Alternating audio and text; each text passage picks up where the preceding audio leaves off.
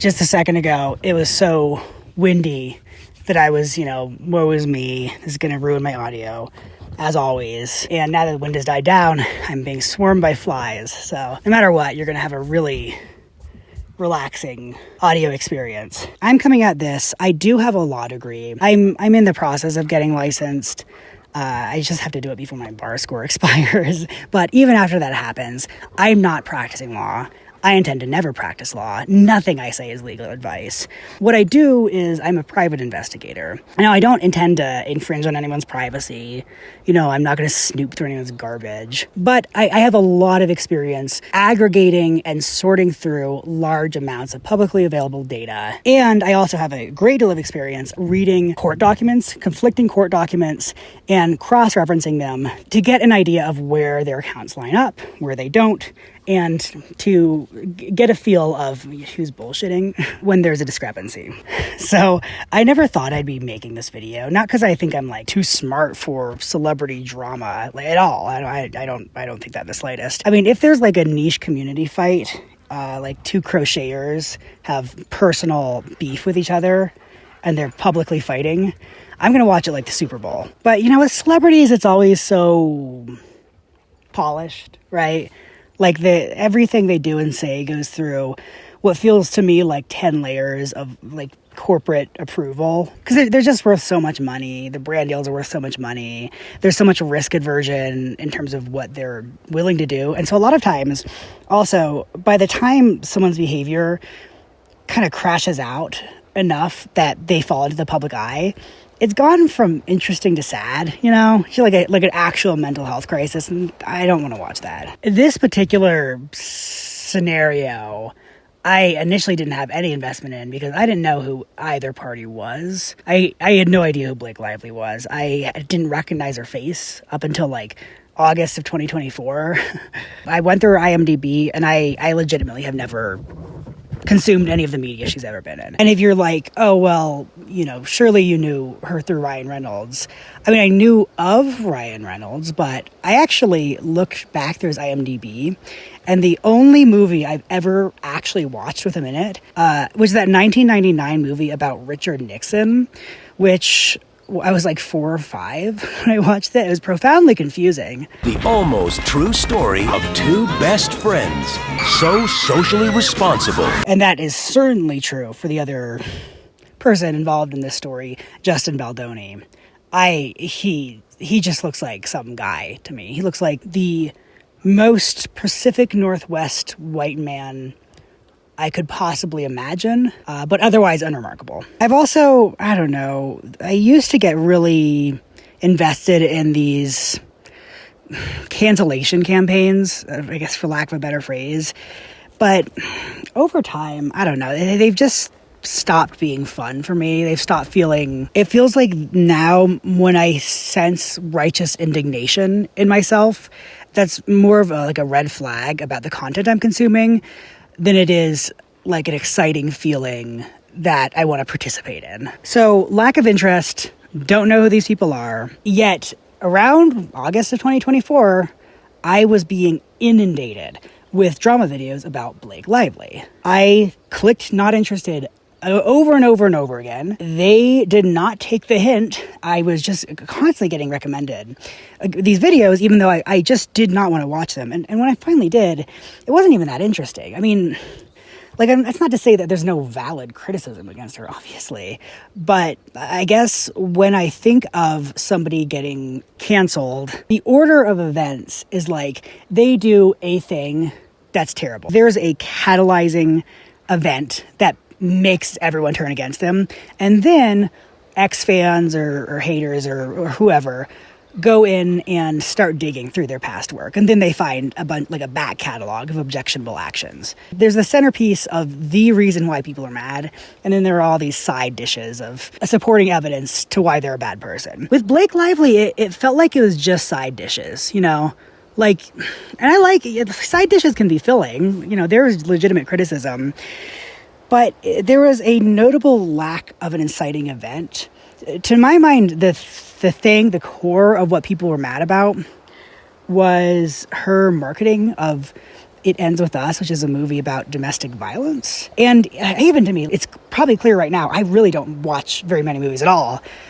That's a marketing agreement. They agree about the talking points ahead of time. That's not really her doing. It's not like she went rogue and talked about florals, particularly in a movie with like a center theme of florals. It seemed as a center criticism, as like an inciting event to piss people off.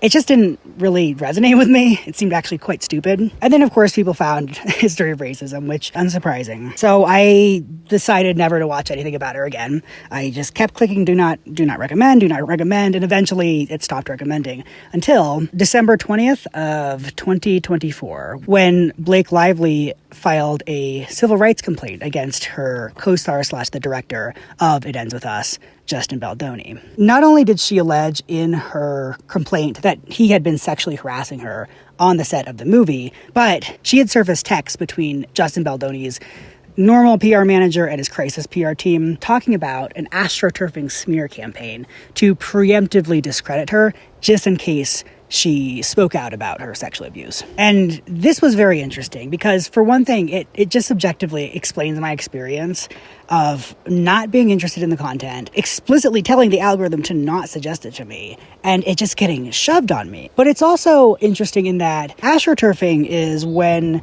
somebody or an institution fakes a social movement. AstroTurf is fake grassroots, right? Like a grassroots campaign is something that's organically and kind of bottom-up organized by the people in some activist direction. And so astroturfing is essentially artificially creating what appears to be a grassroots campaign in an attempt to make it seem like your position has more social support than it actually does. And one of the really insidious things about that is common consensus, like social consensus, is really effective persuasively. Like it's just so fundamentally an underpinning of how we view the world and how we accept certain things as true, that when that gets hijacked and when somebody is able to make it seem like there's a social consensus about something, you essentially don't have to persuade anyone of anything. Like that just becomes the reality. The most kind of paradigmatic version of astroturfing is like hiring fake protesters. You'll see accusations of this hurled back and forth, mostly from Republicans to Democrats all the time. But online, there is a much more pervasive and I would argue much more effective version of astroturfing that just demonstrably happens constantly when people use either sock puppet accounts, which is an account where there's an actual person operating it and writing all the content, but they're pretending to be someone else, or a bot account, which is when somebody creates a program that pretends to be somebody else. Just for the sake of ease, I'm going to merge both of these phenomenons under the label of botting. But no, when I say botting, I'm also referring to sock puppet accounts, even though that's not like strictly using bots. They're hard to distinguish and the effect is pretty similar. It's very well known that, say, foreign political adversaries like Russia and Saudi Arabia in particular, they use botting and bot-related astroturfing online to interfere with American politics quite a bit. It's a really effective propaganda machine. Some examples of that are in 2016 and 2020 and 2024. Continuously, there is a lot of evidence that Russian bots were going into online spaces with a lot of progressive, young, left-leaning people and advocating to vote third party because it splits the vote. I almost fell for this in 2016. I will freely admit there was like 2 weeks when I was dead set on voting for Jill Stein, and then people talked some sense into me. That's an example of a more effective astroturfing campaign. I don't know if anyone really remembers this one, but the walk away movement where Democrats would leave the Democratic Party was also almost entirely astroturfed by Russia. Saudi Arabia has a little bit of less of a reputation for botting and astroturfing. They are like top of their game because they have a lot more money than Russia, especially at the moment. And so the Saudi government hires just enormous amounts of human beings to astroturf. That's all they do all day. And they do this in politics, but they also are known to do this in ways that are not intuitively related to politics. One of the kind of most bizarre examples I can think of is in Florida a couple of years ago. There was this 18-year-old guy in a Mustang who was street racing, and he hit and killed a woman and an infant. He was sentenced at the very high end of the sentencing guideline. And after that happened, his family reported this sudden groundswell of support for him from like really suspicious accounts. And when bot researchers looked into it, they found that a lot of the online support for this young man was coming from Saudi Arabia. And at first, it seems kind of baffling that they do this. Like this isn't like election interference, this doesn't have anything to do with politics. Ultimately, it was unclear why it was even happening. It could be that somebody hired the bots. That happens. That's pretty easy to do, frankly. It also could be the Saudi government desiring to undermine faith in the American judicial system, as if we need help with that. Either way, it was a really weird and hard to spot manifestation of this botting problem that is everywhere online. This had already been at the forefront of my mind because right around the time when the Trump campaign started spending a ton of money to drum up a moral panic over trans people, I started to notice a lot of bots talking about trans people. There's like a local subreddit for a medium-sized town/city within a few hours of me. And I had noticed there was a post about some bullshit with the local city council, like a MAGA councilwoman, losing her mind about trans people. And in the comments, all of the anti-trans comments, most at least, seemed very suspicious to me. Like the accounts didn't seem right. And so I went in and I actually made a spreadsheet. I took a sample of 20 of the anti-trans accounts and 20 of the either pro-trans or just trans-neutral accounts. And I compared them using a couple metrics to gauge their likelihood of being bots. Unfortunately, 90% of the time, it's impossible to look at an account and definitively say, this is a bot or this is not a bot. Because sometimes bots are like super fresh accounts, that's extra suspicious. But a lot of times, they are very old accounts that got hacked. Sometimes they are single-mindedly fixated on like a political topic, but a lot of times they're not. It's actually really easy to automate them having a backstory. Often they don't verify their email on Reddit, but sometimes they do. As a rule of thumb, at least on Reddit, that's kind of my go-to social media. Signs that indicate, not definitively, not dispositively, but indicate that an account might be a bot are not having a verified email. You can find this in the trophy section of their account. Having a very sudden spike in activity after long periods of relative inactivity. Having a really sudden and intense shift towards a near single-minded focus on a certain topic, often political. I think those are generally the most suspicious. So I take all these factors and I kind of aggregate them. Ultimately, there is a lot of subjectivity, but I tried to hold myself to the same standards for anti-trans and pro-trans posts and accounts. For instance, if there was a pro-trans poster that had a suspicious predilection for talking about trans people, I would ask myself, if this was an anti-trans account, would I think it was a bot? And if the answer is yes, I would mark that pro-trans account as yes as well. And I found that only 11% of the pro or neutral accounts had signs of obvious bot activity, whereas 77% of the anti-trans accounts were pretty obvious bots. So this is of grave concern. This is of personal concern. So when this happened with Blake Lively, it's so rare to have these text messages between crisis PR teams talking about astroturfing, talking about their methods, and witnessing its efficacy in real time.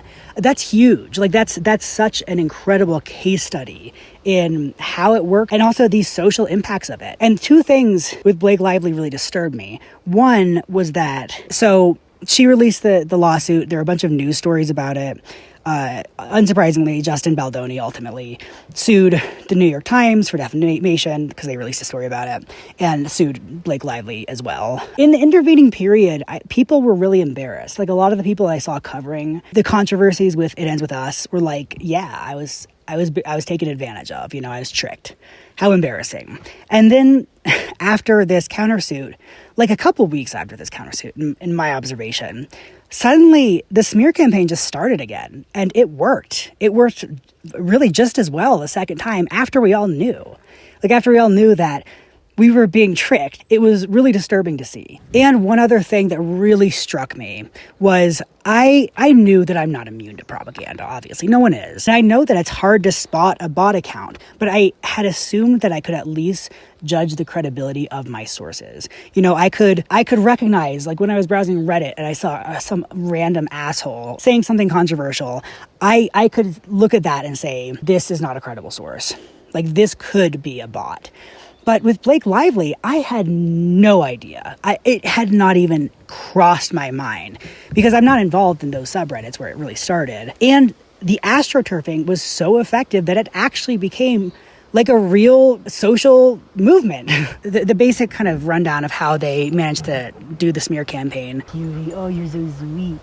You're so cute. You're my baby girl. You're my little puppy dog. The way the Blake Lively smear campaign happened was they had a crisis PR team that specialized in this, and they used bot accounts to post on Instagram, Reddit, TikTok, YouTube comments. Initially, they were, frankly, a little sloppy. I get the sense that they had gotten used to a complete lack of accountability because we would have never known this if the messages from the crisis PR team hadn't become public, hadn't become part of Blake Lively's lawsuit. And so they were being kind of lazy. So they made these really suspicious, like 0 follower Instagram accounts go and bombard her Blake Brown, which is her hair care product, Instagram account, to bombard her personal Instagram account, to go on Reddit and talk a lot of shit. And the kind of like second level of this, and I think what they mostly reverted to in the second wave of the smear campaign is where you have more established and more convincing bot accounts that are kind of the mouthpieces, and then you use the really sketchy ones that are recognizable as bots, not to actually comment, but to like or upvote comments. So it started there. It started with like sketchy anonymous accounts, basically. But then you had real Redditors talking about it. You had people on Instagram actually reacting to it. And then seeing this, you had YouTubers making videos about it. That's when I saw it. And these YouTubers are obviously not bots. I had assumed that I could at least have an idea of when botting was possible or likely by looking at the source. It never occurred to me that YouTubers could essentially be laundering the talking points of bots. This is what happened in the news media too. So they would push these stories on crappy, like low rent, zero editorial oversight, gossip websites, and then they would use their media connections to push those stories from those shitty websites to nominally better and much more visible websites like Daily Mail, Page 6, People, New York Post. That was a bad one. And those better websites, the ones that should have more editorial oversight, they would just cite the zero fact-checking websites as their source without actually fact-checking themselves. They were effectively using these somewhat more credible sources to launder bot content. How do you spot that? I have no idea.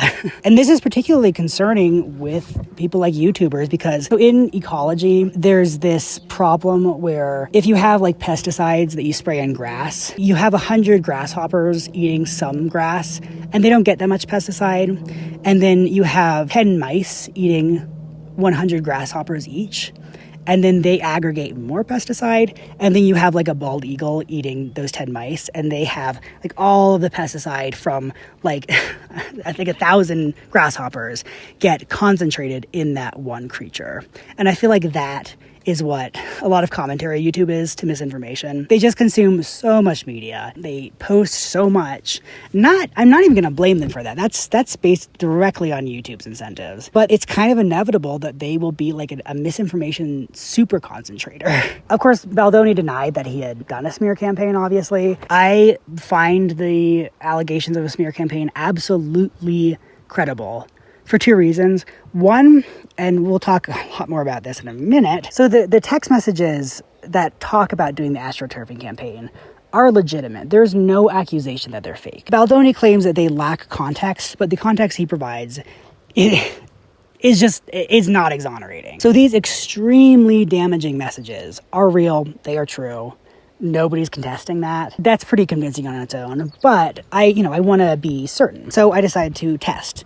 And in Blake Lively's lawsuit, she specifically mentions posts on her Blake Brown hair care brand that were getting inundated with suspicious accounts. So I decided to take a sample of the negative commenters on the Blake Brown post that she cited and compare like the account attributes with the negative commenters on what I consider to be an absolutely organic, grassroots, long coming, well-deserved cancellation. Shane Dawson. I hate myself for what I did to you. I hate you more. Trust me, I'm an expert hater. So I went to the Blake Brown Instagram accounts. Unfortunately, unfortunately for me in this one context, the comments were limited on most of the posts, but I figured that going back to the specific posts that the lawsuit cited would mean that they're not going to delete comments that they are citing in their lawsuit for damages, and two, they're not going to really selectively delete any negative comments to make it seem more botted, because that would be very provable and gravely legally unethical in a way that would get you really fucked over as a lawyer. So I was kind of selective about what Blake Brown negative comments I included. I didn't include anything that was just speaking negatively about the hair care product itself.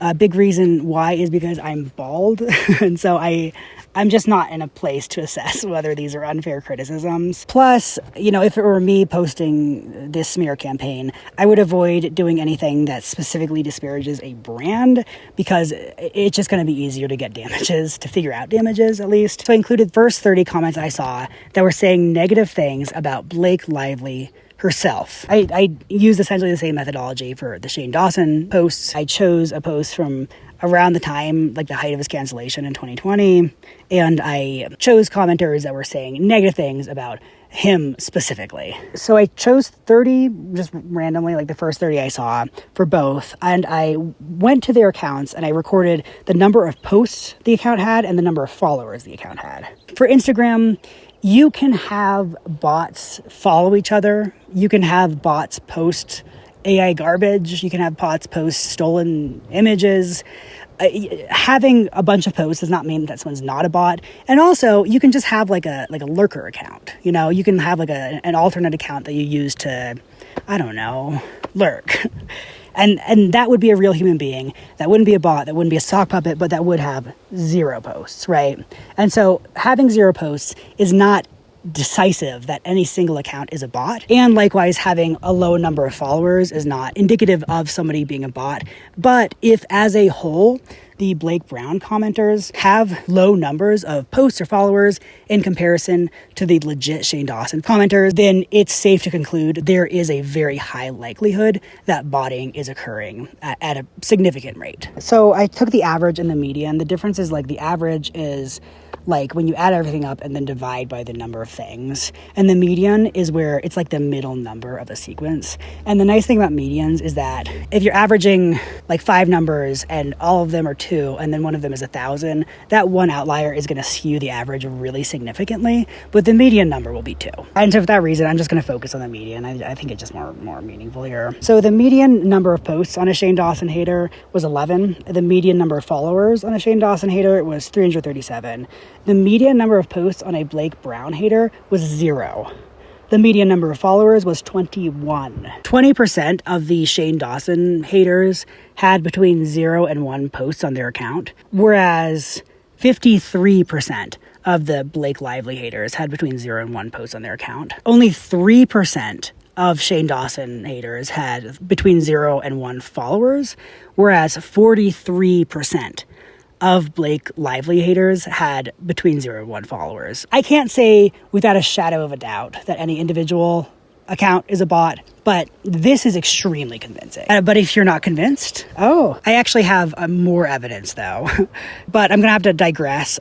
Back this winter, I was frustrated with how pretty much all of these social media networks, they don't allow API access for randos like me, and so gathering large amounts of data is just kind of off the table. And also, a lot of them are kind of notoriously difficult to archive. But I know that back before it was almost a 0% chance that any Twitter account would be saved on the Wayback Machine. bot researchers would find that a lot of accounts posting in like US political stuff, particularly right-wing, exclusively right-wing, what am I saying particularly? They would see that the account was formerly posting entirely in Arabic or Portuguese or just another language. So it clearly just took a hard shift whenever the controller of the account had a different political motive. And this was frustrating me. I was upset that I couldn't see the paths of these suspicious accounts. So I thought it might be interesting to create a little bot farm of innocuous bot accounts to see like what happened to them going forward. I didn't do a huge sample, and it wasn't from any political thing. It was from Ask Reddit, which is like ground zero for bots. So I would just find these obvious bot accounts posting Ask Reddit garbage, and I saved them in a little spreadsheet, and I just kind of kept track of them casually. In my heart of hearts, I have to admit that I was hoping that they would like gather a bunch of karma on Ask Reddit and then take a sudden hard turn into like right-wing politics. That's not what happened. Rather, they got really horny and then they just died. Same. Specifically, a really large proportion of them started to post like porn content and then got deleted or suspended within a few months of that. So that was not particularly enlightening. Then later, after the No Kings protest, I had noticed again on local subreddits, I follow a bunch of local subreddits, that there were a lot of anti-protest comments saying essentially like, protests don't work, fuck off, what a waste of time, just go home, all hope is lost. And I would go to these accounts and they would be from like unusually lazy bots. It actually, I found it actually kind of hopeful. Rather than having, say, one bot post exclusively negative things in all Utah-related subreddits, I would go, and again and again and again, these accounts would be posting similar right-wing bullshit in Louisville, Loveland, Colorado, Ogden, Utah, Des Moines, Iowa, New Mexico, California, just across the entire country. It was so unusual, it was so lazy, it was so desperate. Hi, baby. And so I made a bot farm from that too.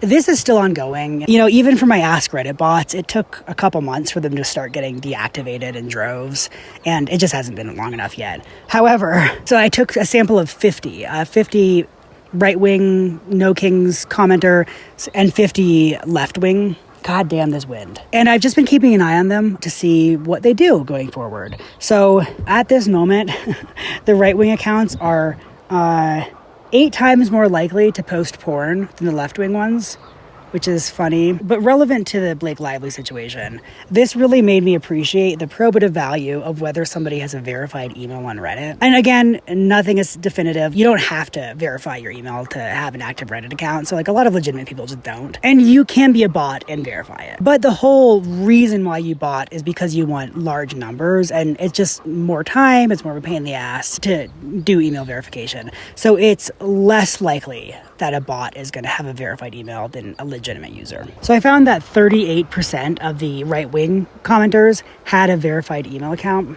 as opposed to 62% from the left-wing commenters on the No Kings protest posts. And I also found that, obviously not all of these right-wing accounts are bots, and even, kind of watching them blossom and flourish as time goes on, it's clear to me, I feel like I'm getting a pretty good sense of which ones are obviously not bots. And I've noticed that the email verification lined up pretty well with those observations. So the reason why this relates to Blake Lively is after December 20th, when it was no longer a secret that they were botting, they clearly took steps to conceal the smear campaign moving forward, understandably, frankly. And so I was trying to think of alternatives. So I was like, okay, what is a angle of this smear campaign that they are less likely to try to conceal? They're going to feel more comfortable in using some of the really shoddy overt tactics that they use in the beginning. At first, I was asking people who are, posting pro-Lively content, whether they're getting harassment. And I was like, maybe if I get into their, I can look at these harassing commenters' accounts. But that's kind of quasi-invasion of their privacy. It's just not super feasible to get a large sample. So I abandoned that. And then it hit me. There's a gal named Liz Plank. She is from the Man Enough podcast, is frankly one of the most insipid things I've ever heard in my life. Safe space. Vulnerability. Safe places for women. Safe places for men. Vulnerable. It's a safe place. Safe places for us men. Vulnerability became a safe place for them. Safe spaces amongst men. Vulnerability. And is this a safe space? Why can't the world be a safe space? Back to safe spaces. Safe space. A safe space, no space was safe. Spaces that feel safe of a safe space. Safe space. To make the spaces he's in with other women specifically feel safe. You are a safe space for a lot of men. Safe space for me and a safe place for me. Safe place. Safe space for men. Safe place for men. Vulnerable. The safest place. Vulnerable. Safe place. Creating safe places for men. You're vulnerable. All safe virtual. place and vulnerable. Safe spaces for men. Safe space. Be a safe place. The whole conceit is trying to undo toxic masculinity, but it's it's weird. It doesn't feel like that to me. It almost feels like their approach towards masculinity and positive masculinity reminds me a lot of a Christian evangelical redemption story, where they love it when somebody has a past of sin or doubt or drugs or whatever.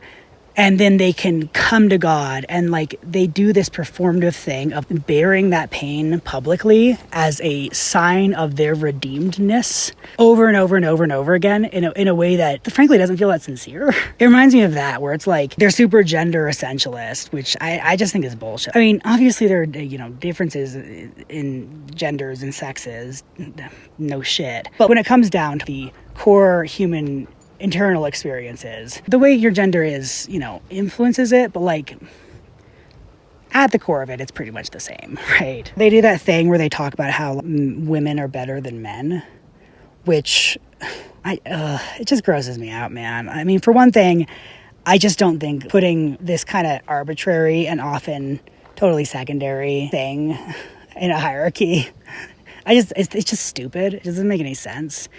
And it's also just such a gross, the way they pat themselves on the back after saying something that's stupid. It just, it makes me ill. Anyway, there are two men on the podcast, Justin Baldoni, Jamie Heath, who also was accused of sexual harassment, and a gal named Liz Plank. Liz Plank is a bland feminist. I don't know really how to say that. I don't really find any of her work that compelling. I'm not trying to be I'm trying not to be mean, because I think she's been getting, I really feel bad for her. I think she's been victimized in this situation. I was browsing one of the pro Justin Baldoni subreddits, and I looked up her name just out of curiosity, because for anyone tangentially involved, particularly for women, there were all of these conspiracy theories about how these women secretly supported Justin Baldoni, and I hadn't seen anything like that for Liz Plank. And so I looked it up, and it was very vitriolic. Every single post about her was extremely grotesquely hateful in a way that I was hey, I recognize that. And, if you follow that train of thought, Baldoni, if he was doing a smear campaign to preemptively discredit Blake Lively, I'm going to move again. So if Justin Baldoni was, preemptively discrediting Blake Lively because he was afraid of what she had to say about him and how it could kind of destroy his feminist reputation, well, damn, Liz Plank, he worked with her quite a bit. And I don't really know what it was like for her to work with him. But I do know that if she said anything negative, even if it was just in support of Blake Lively, that could be a huge blow to Justin Baldoni. She's a woman. She worked very closely with him for a long time. That would be a pretty big hit. And so it would make sense if his MO is to smear these women to preemptively discredit them. Liz Plank, particularly because she has not zero social capital, but compared to Blake Lively, zero social capital. She does not have the resources to fight back legally. She would be pretty low-hanging fruit, wouldn't she? And so this is where I found my real hook. I went into a bunch of the posts on the Justin Baldoni subreddits, and using the similar criteria I used to gather the anti-Blake Lively, anti-Shane Dawson commenters, comments that were specifically personally antagonistic towards Liz Plank herself. I did an account analysis using Reddit Met. I looked for sudden spikes in activity. I looked for extraordinarily high percentages of comments devoted to Baldoni subs. What I primarily looked for was a single-minded fixation on this topic alone. Again, people get fixated to, but it increases the likelihood of somebody being a bot. By these kind of rough criteria, about 80% of these accounts seemed very likely to be a bot. And after the No Kings experiment made me really appreciate the value of whether or not an account is verified and seeing whether or not it's a bot, I went back and I added a column to my spreadsheet and found that 70% of the anti-Liz Plank accounts did not have a verified email. So that's like way higher than even the right-wing No Kings commenters. I was actually really shocked at how high that percentage was. So this to me altogether indicates an extremely high bot saturation in the Justin Baldoni subreddits in the exact ways that Blake Lively's lawsuit alleges. I am going to go into these like really damning texts more, and I'm going to talk about Justin Baldoni's attempt to rebut them.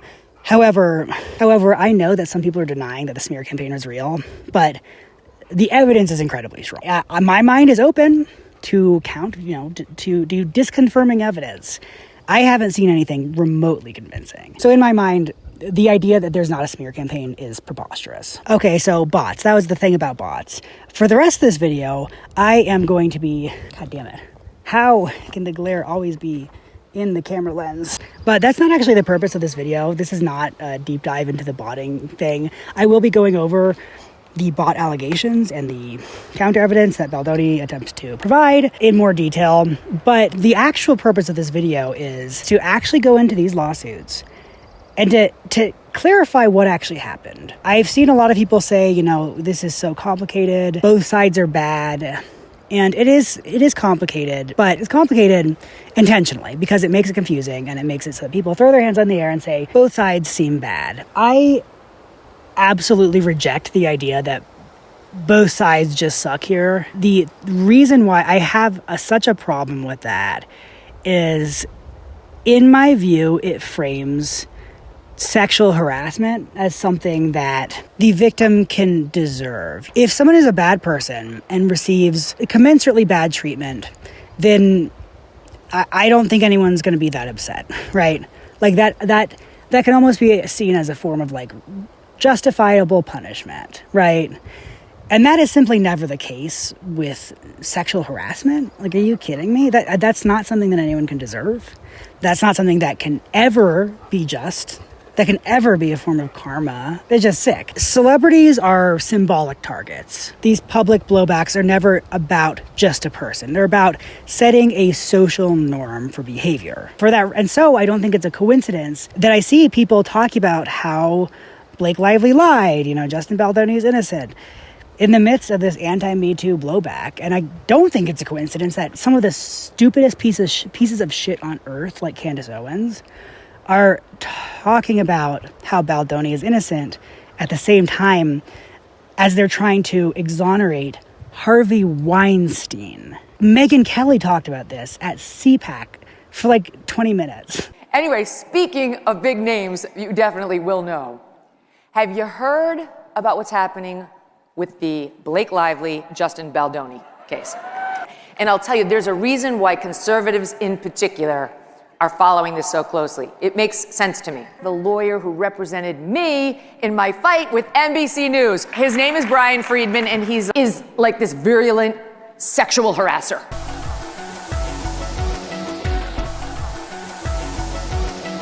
This has serious social consequences. When you compare the facts and the allegations in these two cases, they actually really don't disagree on most of the meaningful points. They actually line up on most of the meaningful points. And it's all of the interpretive misinformation that kind of swirls and surrounds them and obfuscates them that I think can obscure the truth. And I think that when that gets obscured, it can feed into the goals of these social parasites like Megyn Kelly. The second reason why I think it's very important to just get the facts straight about what actually happened here. I spent the first part of this video harping on bots and the seriousness of that. And if somebody uses bots to do something that is just or that I don't disagree with, like if Blake Lively was actually lying and Baldoni used bots to get that across, that wouldn't bother me that much. This would go from being this rare, unique insight into the frightening power of astroturfing to a strange series of events that all ultimately turned out okay. And so I think for somebody who cares about bonding and cares about observing that power,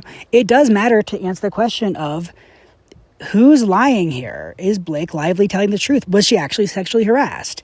And the answer to that question is yes. Like, the facts are extremely clear.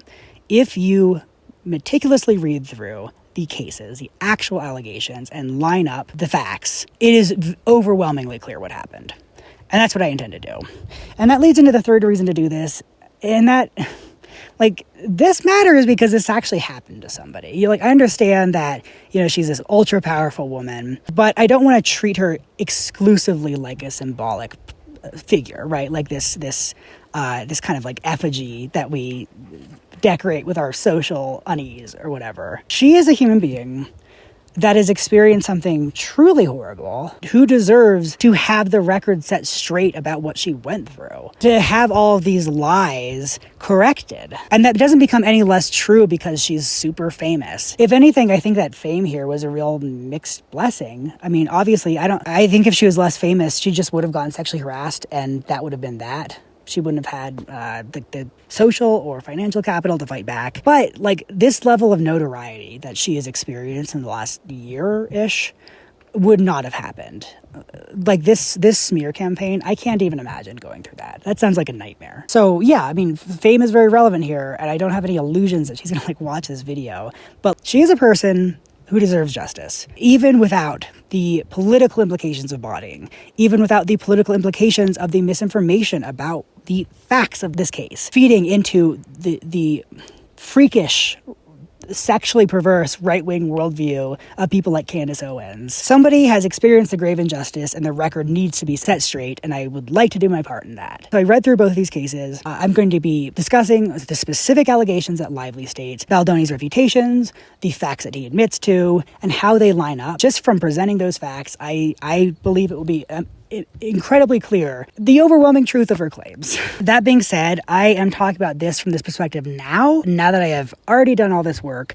Going into this, I did not have an opinion one way or the other. I didn't know who these people were at all.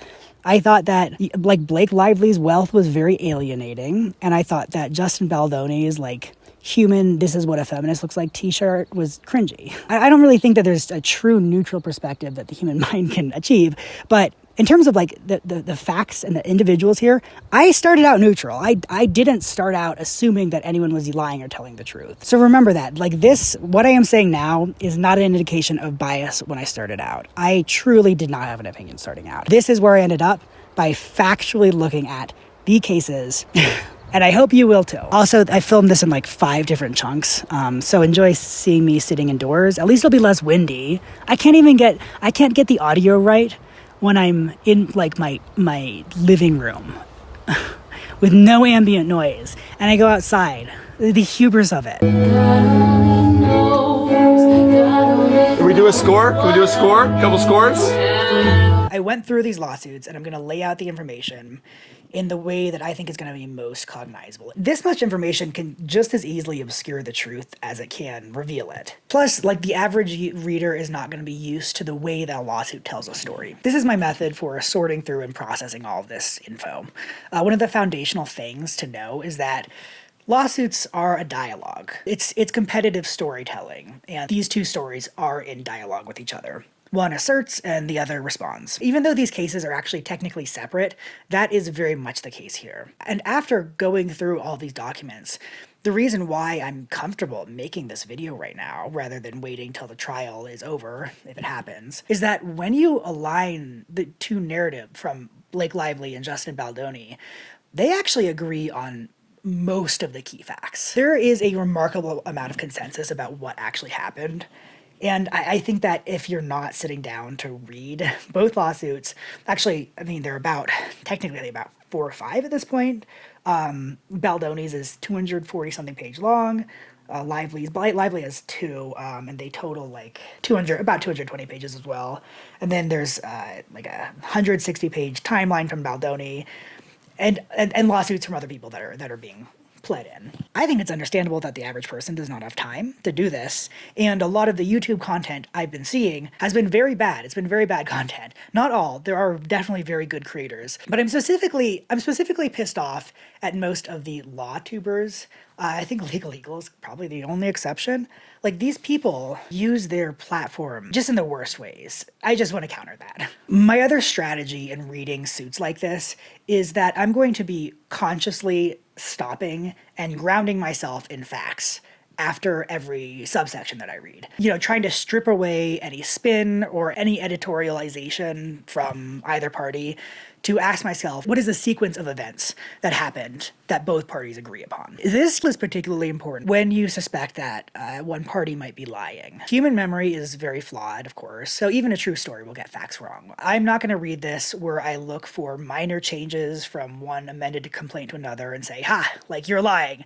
That's not how that works. Memory is just like that. And there's no way, there is absolutely no consistent way to tell whether somebody is lying from their body language, period. Like, I cannot overstate how much of a scientific consensus there is on that. These people saying otherwise, scumbag body language experts that are covering this case too, are lying to you. They're just grifting. Ironically, they are the liars. That's not to say that you can't tell when someone's lying, obviously. I do think that there are techniques that you can do when you're analyzing someone's narrative to get a sense of the probability that they're lying. And what I use, it's related to this interviewing technique called cognitive load theory. The idea here is that, of course, again, memory's flawed, but when you're telling the truth, you are reaching into your long-term memory and relying on that to give your story a structure. And because it already has that pre-existing structure, you'll be able to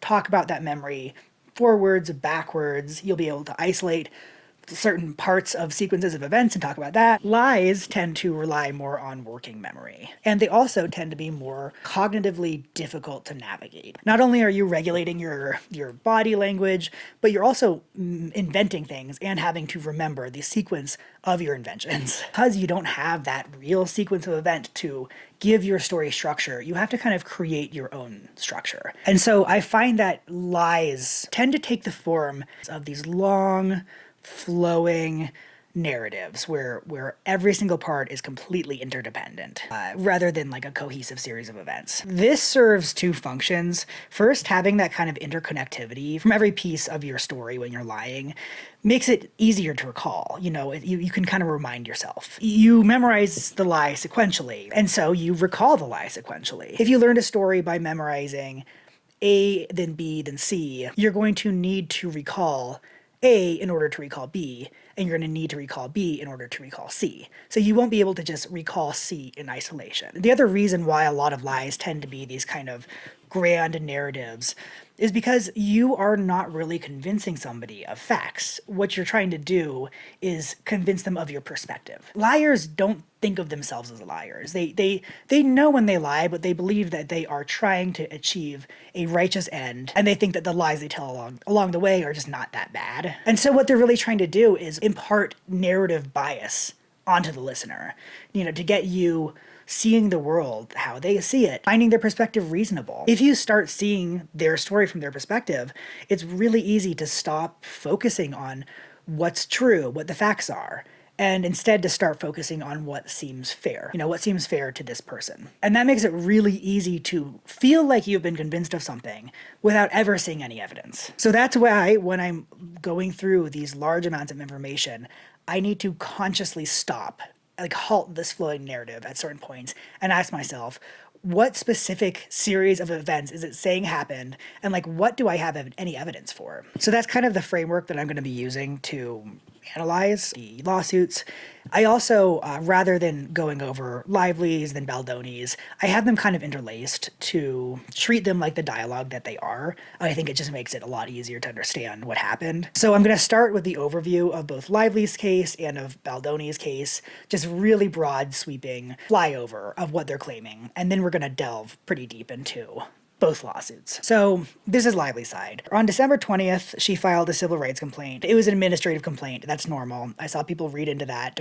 That's just normal, that you have to do that. In her complaint, she claimed that while she was filming the movie It Ends With Us, Justin Baldoni, the director, co-star, and the co-founder of the studio that owned the rights to the movie, as well as Jamie Heath, which is the movie studio CEO, had persistently sexually harassed her, as well as other female cast members. So the harassment started with Lively objecting to the addition of gratuitous sex scenes, and then it escalated to Baldoni improvising unscripted and unwanted kissing during scenes. He'd discuss his sex life, including his pornography addiction, and he would discuss sexual encounters that he had where he lacked consent from the partner. Mr. Heath showed Lively a video of his wife giving birth without Lively's permission. Baldoni and Heath would repeatedly enter Lively's private trailer without her permission while she was breastfeeding or getting changed or getting undressed. Baldoni also made inappropriate comments to other female cast members. He would call them sexy. He and Heath would try to hug employees, which isn't always a big deal, but when the employees refused, Baldoni and Heath would retaliate. They'd get pissed, which is a huge problem. Keep that idea of retaliation in mind. I think it's pretty under-discussed when people talk about this, and it's such a prevalent feature in so many workplace harassment cases. Just keep an eye out for it so you can recognize it when it comes up. Wayfarer Studios, which is the studio, didn't have an HR department. So whenever somebody had an HR complaint, they would have to take it to Baldoni or Heath, which is an obvious conflict of interest. They didn't have anywhere else to go to. Unions basically tell actors to go to the studio, as do distributors like Sony. So Baldoni and Heath were the only people to take the complaints about Baldoni and Heath. During filming, the Writers Guild went on strike, and the Screen Actors Guild also went on strike afterwards, and they paused production. When the strike was over, Lively refused to return to set unless Wayfarer agreed to a 17-point list of workplace protections. Oh, yeah. Oh, you're such a good girl. There's some contention over their two lists. One has 30 points, one has 17. I'm not even going to get into that. Wayfarer agreed to these stipulations, and the shooting resumed. After they wrapped production, they started marketing the film, and the entire cast, as well as Ryan Reynolds, unfollowed Justin Baldoni on Instagram. That may seem small, but that's actually a pretty big deal. Fans, of course, noticed immediately. Baldoni's his personal brand is being this safe man, this male feminist who's making his masculinity safe, and he looks like he looks like the Civ 6 leader for Vancouver, Washington.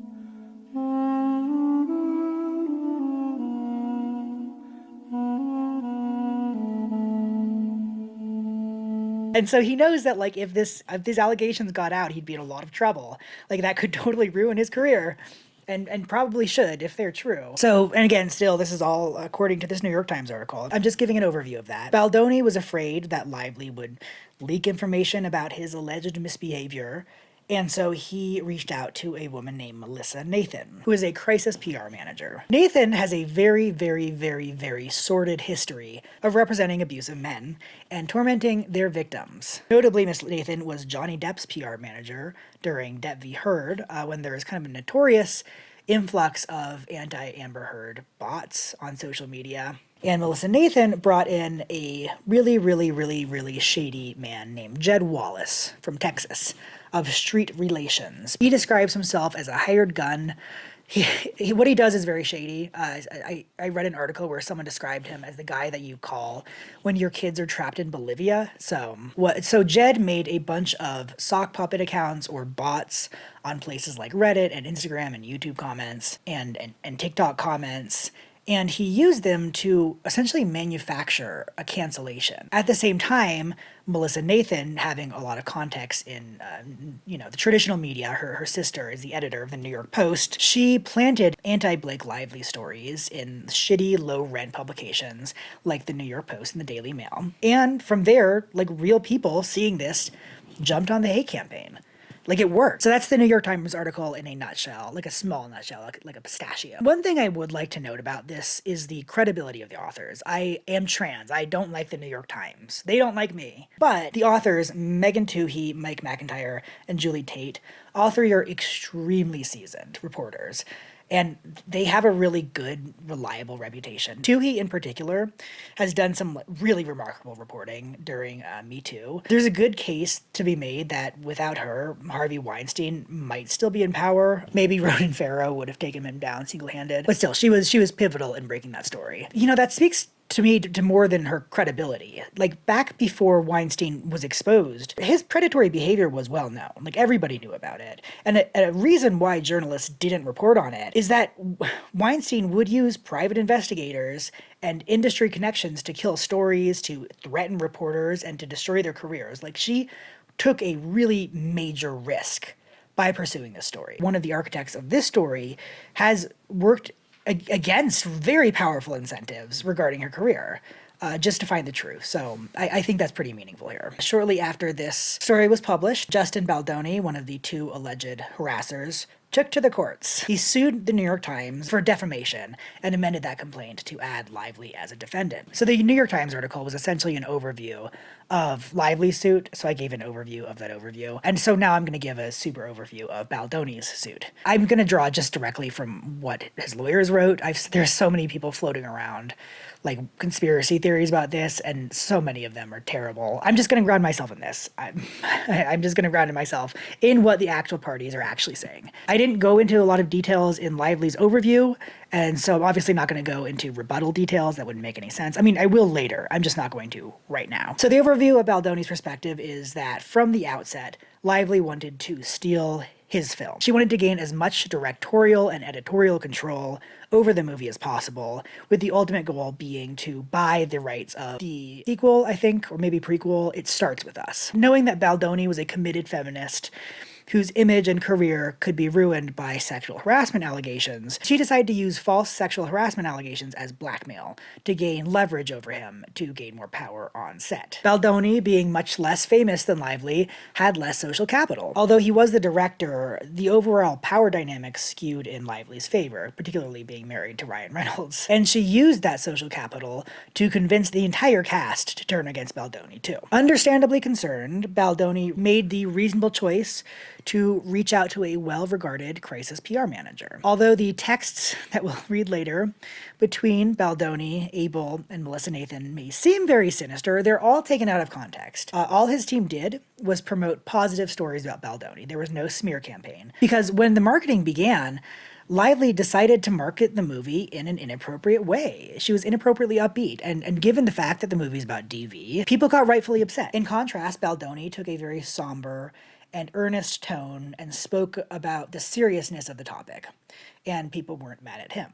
Seeing that people were mad at her for her tactless actions, and seeing that people were praising Baldoni for his earnestness, Lively vindictively lashed out by working with the New York Times to publish a smear story falsely alleging that Baldoni was a sexual harasser, in this diabolical attempt to damage his reputation and to save her own image in the public eye. So that's his story. All right, obviously that was just an overview, and an in-depth critique of a broad overview is unwise, but I have a few questions starting out. These aren't conclusions.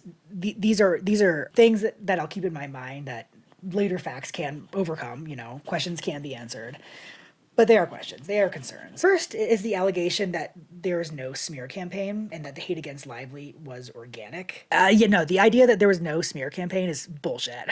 I'm sorry. That's my number one problem with Baldoni's response. Problem number two is the claim that Lively used false allegations as a way to steal the movie and buy the rights for the sequel. I mean, for one thing, this only makes sense in retrospect, right? This Machiavellian power grab makes sense now that we know that the movie was successful. But the movie was not a sure bet. I mean, they certainly hoped it would be, but it really could have been a flop. When you think of YA novels turned movies, you think of things like Twilight or The Hunger Games. It's understandable to conclude from that the genre is a guaranteed hit. But you remember the successful adaptations because they were successful. You don't remember the flops, and my God, there are flops. For instance, for every Twilight, there is a City of Bones. That's a great idea.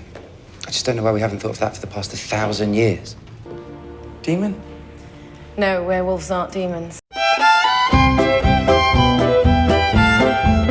City of Bones is the first in the Mortal Instruments series, which was written by Cassandra Clare, an author so famous that even I've heard of her before. As of 2025, Clare has sold somewhere around 50 million books. Colleen Hoover, the author of It Ends With Us, has sold around 20 million. Given that Clare is farther in her career than Hoover and has therefore had more time to sell books, I think that they're fairly comparable in terms of popularity.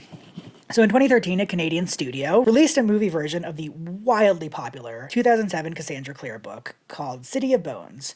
The production budget was $60 million, according to the studio's president. Marketing also cost $60 million for a total of $120 million. In total, the movie earned $95.3 million, a nearly $25 million loss. It mega flopped.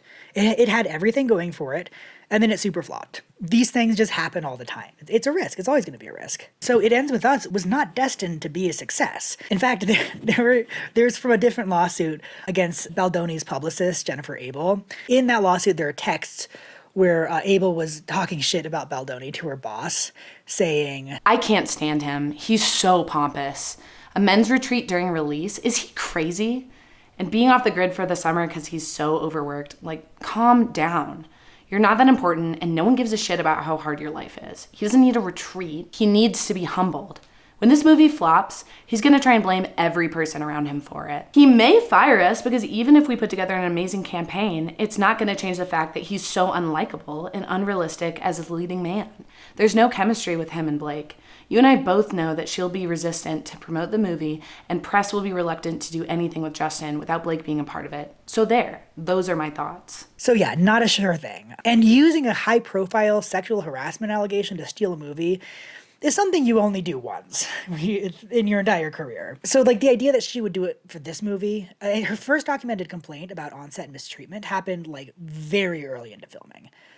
And so she would have had to start planning and start laying the groundwork really, really early. And when there was truly no indication that it was going to be a success. And also, she can just take over a movie. She doesn't need to use sexual harassment to do it. If you out a pervy guy, then the pervy guys who control the industry will be afraid to work with you because they'll be afraid that you'll out them too. And so making false complaints, my God, it would be an extremely high-risk move for a very doubtful reward for a movie that it doesn't seem that good. And I know that Ryan Reynolds stole Ant-Man. I meant Deadpool 2, not Ant-Man. my brain honestly just confused Paul Rudd and Ryan Reynolds. He pushed out the director, but like he didn't need to use sexual harassment to do it. He just did it. I feel like the implication here is a little bit of Lively would weaponize false allegations just because she's a woman. And I take an issue with that. But, these are just my initial impressions. I get that implausible and irrational things happen. People are irrational, so they do irrational things. God only knows. God only knows. God only knows. So let's start at point 80, page 26 of Lively's complaint. This is one of the core allegations against Baldoni. Lively claims that on multiple occasions, there would be scenes between Baldoni and Lively's characters that, on script, did not contain any kind of kissing or physical intimacy. Yet Baldoni would improvise intimacy. The suit mentioned a couple of different occasions in which he'd do this. It says in one scene, without any planning or scripting or consent, he started kissing Lively and biting and sucking her lip. It said that he insisted on shooting the scene over and over and over again, like well past the industry standard, and every single time he would just kiss her more. On a separate occasion, they were filming a montage of the two dancing in a bar. Like the previous scene, the script did not call for any kissing. However, according to Lively, Baldoni kept trying to kiss her. To quote directly, Baldoni repeatedly leaned in toward Miss Lively, attempting to kiss her, kissing her forehead, rubbing his face and mouth against her neck, putting his thumb to her mouth and flicking her lower lip, caressing her and telling her how good she smells. End quote. So they were filming like room tone, but not dialogue, so that's why they were mic'd up, but they were talking out of character. Lively's lawsuit claims that she was visibly uncomfortable in dodging the kisses, but was still acting, so she had to kind of like play lovey-dovey, keep smiling. She didn't want to stop the scene because she didn't want to be difficult to work with, she didn't want to waste people's time, and also Baldoni might get pissed off and be hard to work with. So she had to do this kind of careful balancing act of continuing to act and continuing to smile and physically act like she's really into Baldoni while rebuffing his kisses. Later, after the scene was over, Lively objected to Baldoni's behavior, and his response was, "I'm not even attracted to you." And I'd like to note that there's a typo in her lawsuit, so it says that Miss Baldoni responded this way. This misgendering is an obvious sign of transphobia from Blake Lively. I'm just kidding. Okay, so that's Lively's side of the story. This is how Baldoni frames it. This was essentially an attempt on Lively's part to usurp creative control over the scene. Baldoni thought that they should be quietly, slowly dancing while Lively insisted on talking. She said that her and her husband constantly talk. Baldoni said that him and his wife would just like sit there and stare into each other's eyes for 5 to 10 minutes, just like silently. She responded by saying, like sociopaths. Lively continued to try and direct Baldoni while they were supposed to be filming in character. At one point, Heath, who's the producer as well as the co-founder of the studio and one of the other alleged harassers, called Baldoni aside and told him that they couldn't get a shot because Lively wouldn't stop talking. He instructed Baldoni to bring Lively back into character. So he tried to do the scene again. She continued to not take direction by talking out of character.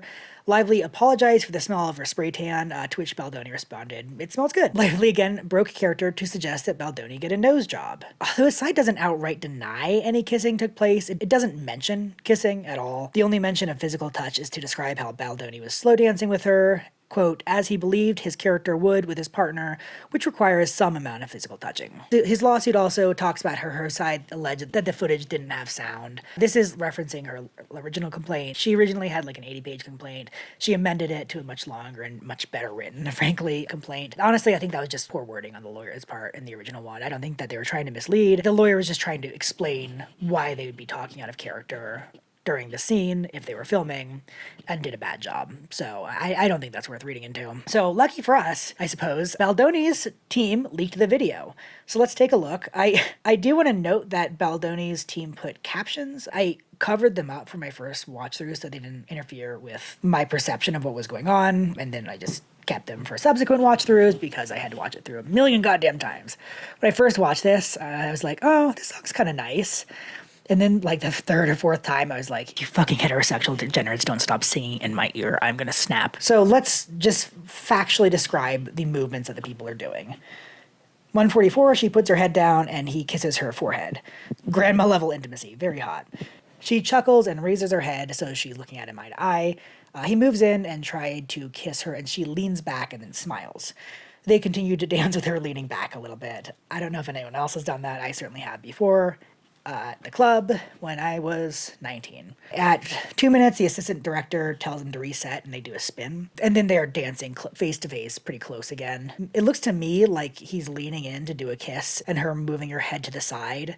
And then she puts her arm around his neck and sort of locks into that like side posture. Again, it kind of feels like an attempt to dodge a kiss. To 18, Blake says, I think we should be talking, explaining that it would be more romantic. Baldoni says, okay.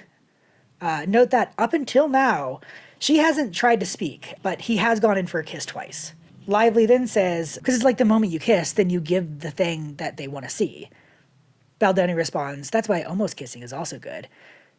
Lively says, yeah, but we're still talking. After running into an extra, they laugh and reset. 306, it really appears like he's going to kiss her, and she pulls her head to the left to kind of, in my opinion, obviously dodge the kiss. And he puts his hand on the back of her neck and sort of hovers by her chin, then pulls back and says, let's see this. He then pulls his head down by the side of his neck. It's unclear what exactly he's doing, probably kissing. And then they go nose to nose and smile.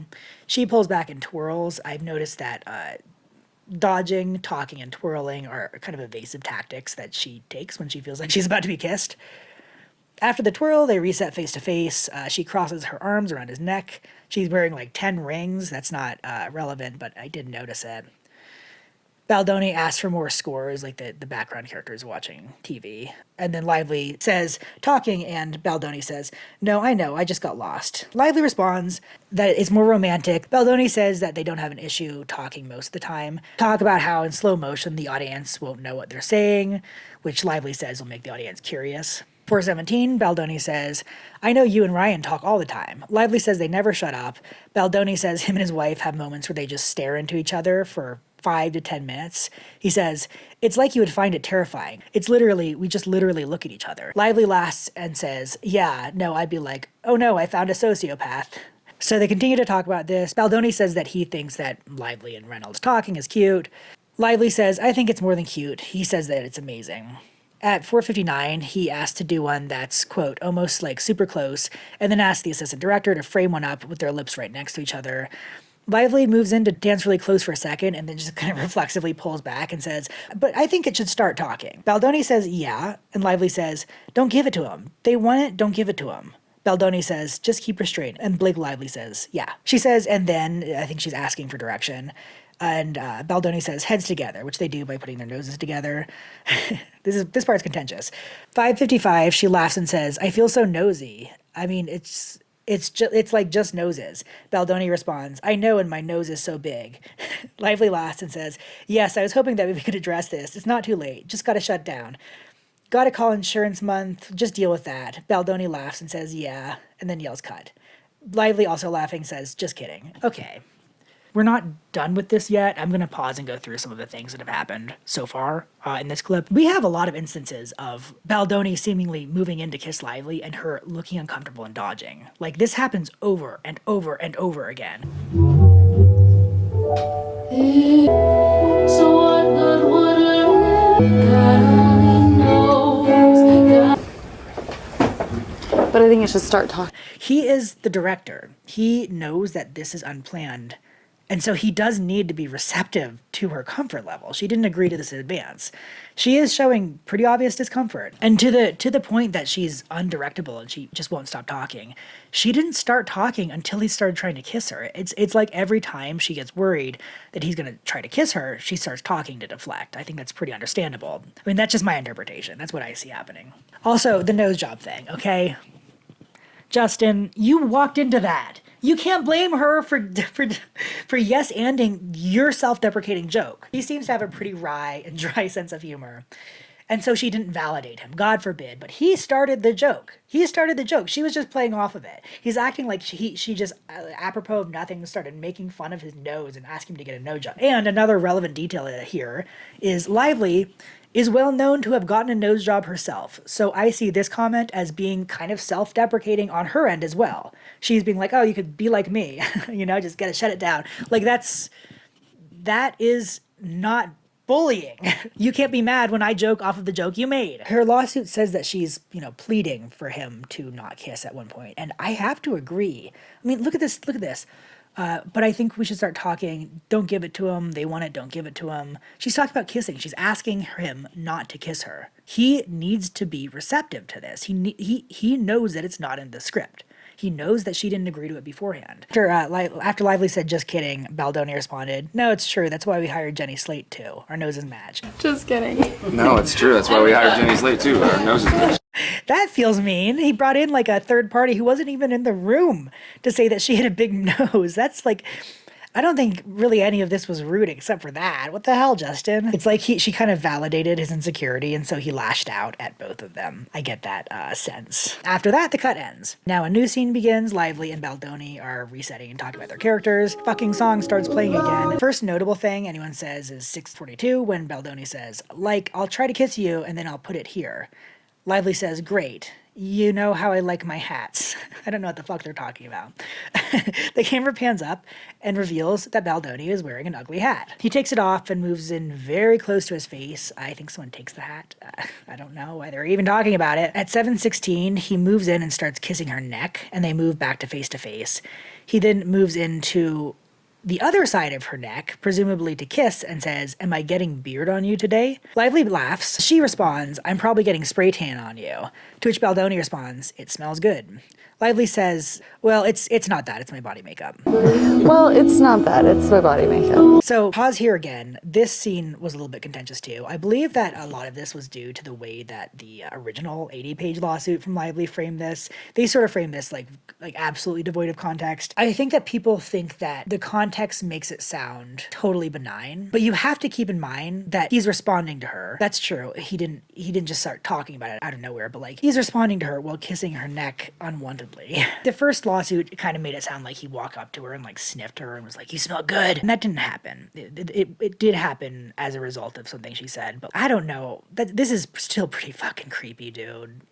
Just after seeing her dodge those kisses again and again, that's not cool. That's weird. So at 7:32, Baldoni does the old hair swoop and then puts his thumb on her lip and really appears to be about to kiss her. They hover like that for a second, and she does another spin.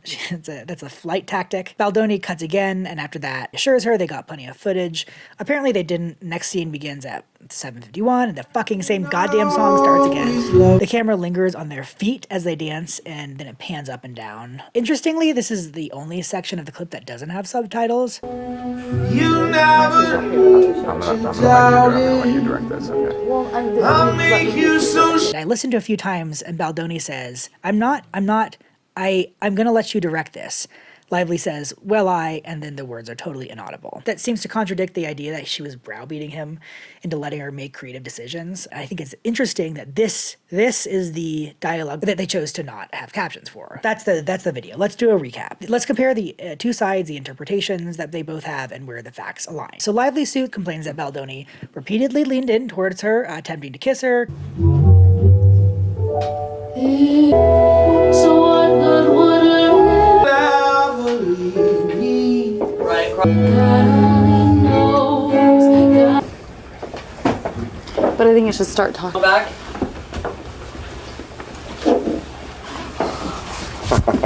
Long as there are stories, no sure about it. Kissing her forehead. Rubbing his face and mouth against her neck. Let's score another.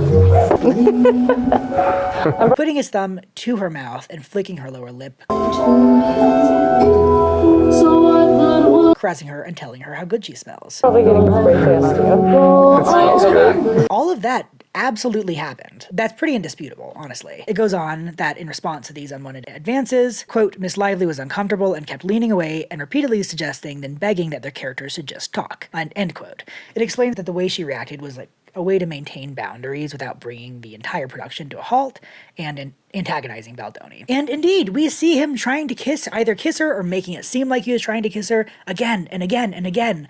I counted 15 times where he would either lean in really close to her lips and she'd recoil, or he'd kiss her neck. He also rubs his face and mouth against her neck. He puts his thumb on her lower lip, flicks her lip, caresses her, and tells her how she, or rather her makeup, smells good. All of Lively's claims are factually correct. I do want to address that Lively's account of the order of events was different, and I've seen people really scrutinize that, and I get why.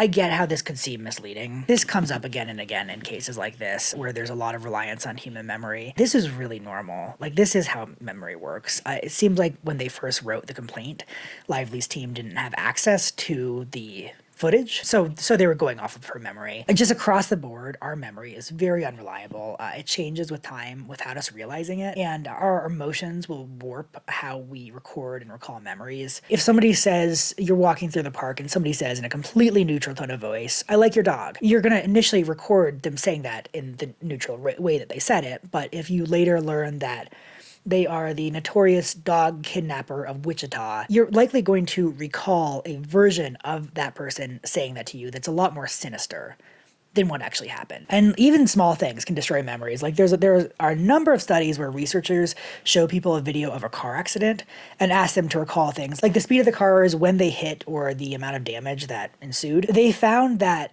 the words that the researchers used to ask questions made a huge difference on people's factual recollections. For instance, when they asked the question about how fast were the cars going when they contacted each other, participants would estimate the speed was like 32 miles an hour.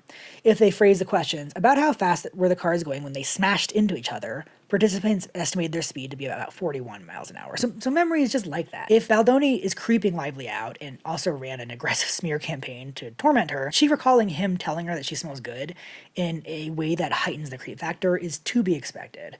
It seems like after they filed this lawsuit, they went into discovery and they also got access to the footage and corrected it. That's not sinister. She wasn't lying. That's just how memory is. And if you think that this is pro-Lively cope, just know I'm giving both sides a lot of leeway to misremember things. Like, there are a lot of inconsistencies within Baldoni's suits too, like a lot. For example, like he recalled Heath showing Lively the naked CEO birth picture, we'll talk about that later, as happening on different days and happening in different contexts. And frankly, I think that one looks a little bit worse from a memory perspective, but either way, I'm just not gonna hold it against either of them.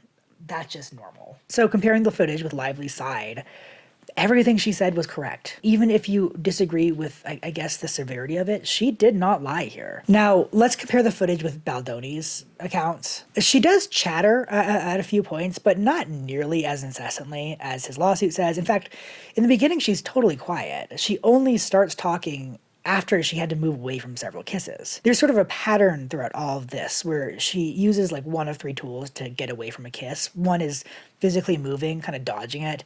Two is doing a twirl, and three is talking. When you're talking, you can't be kissing, and I also get the sense that she uses humor to diffuse tension, just in general. So Baldoni's suit, it kind of implies that he was swooping his mouth in to get her to shut the fuck up and stay in character.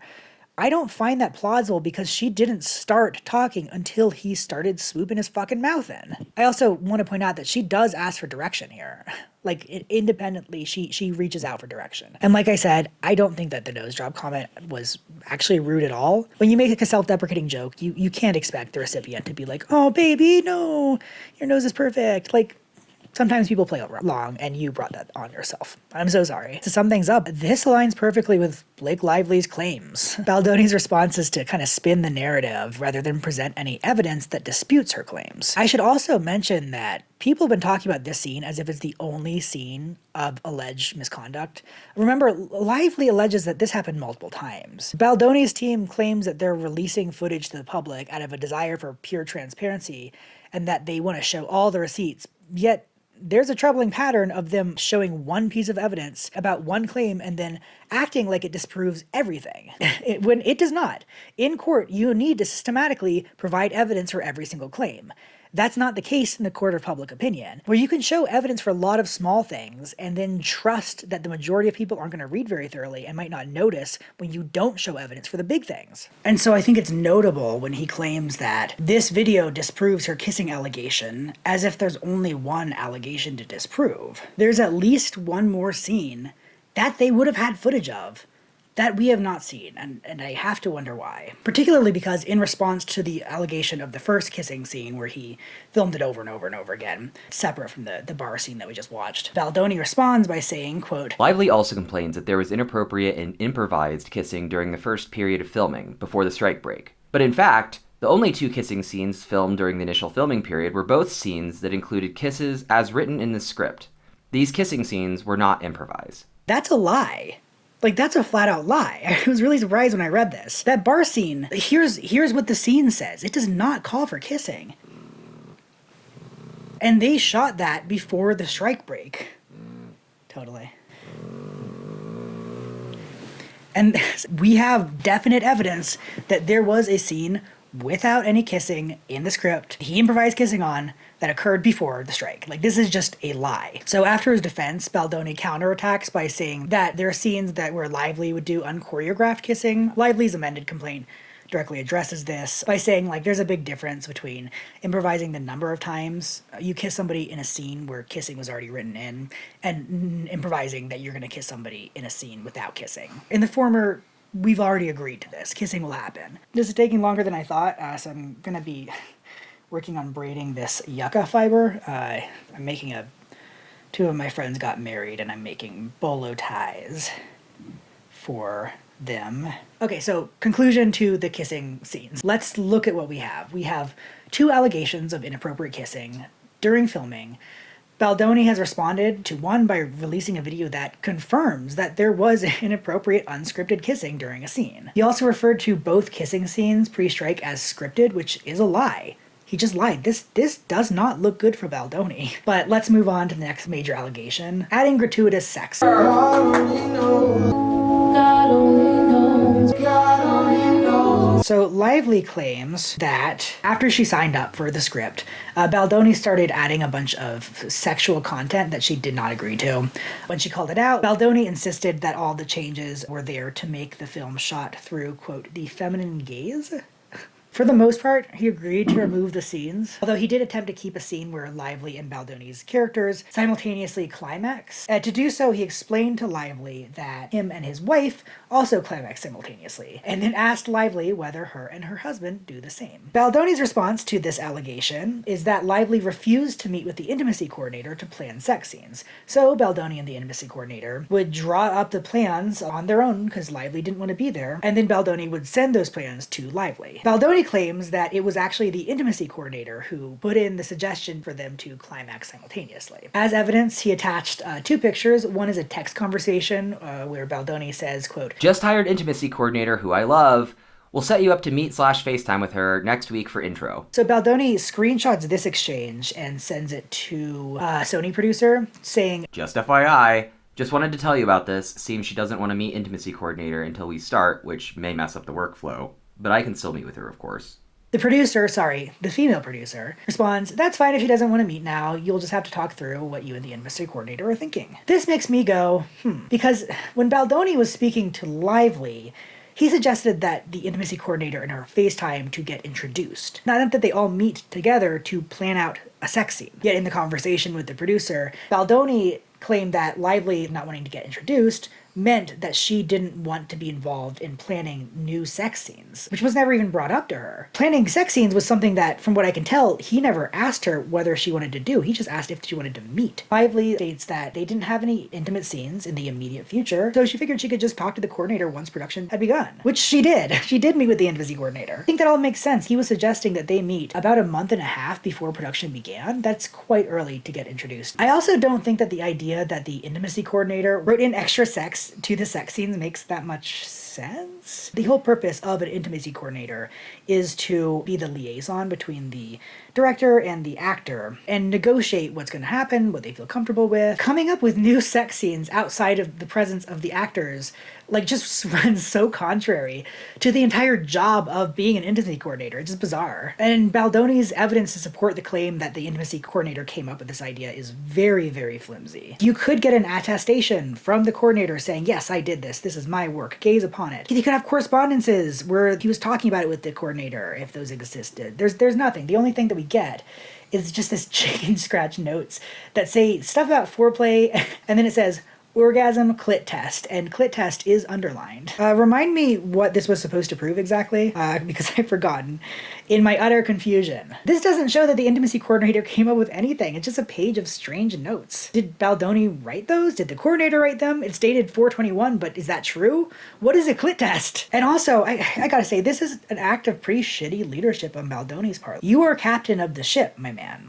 This is your responsibility. It's really bad form to punt blame onto one of your employees. Even if the intimacy coordinator came up with it, you agreed to it. You cannot assign all that blame to them. That's really that's terrible leadership. What the hell? Wax, just so it's not a weird thing. I mean, I guess it is kind of weird, but at least you know what it is. So I gotta say, Lively wins this round pretty unequivocally because he just agreed to all of her claims.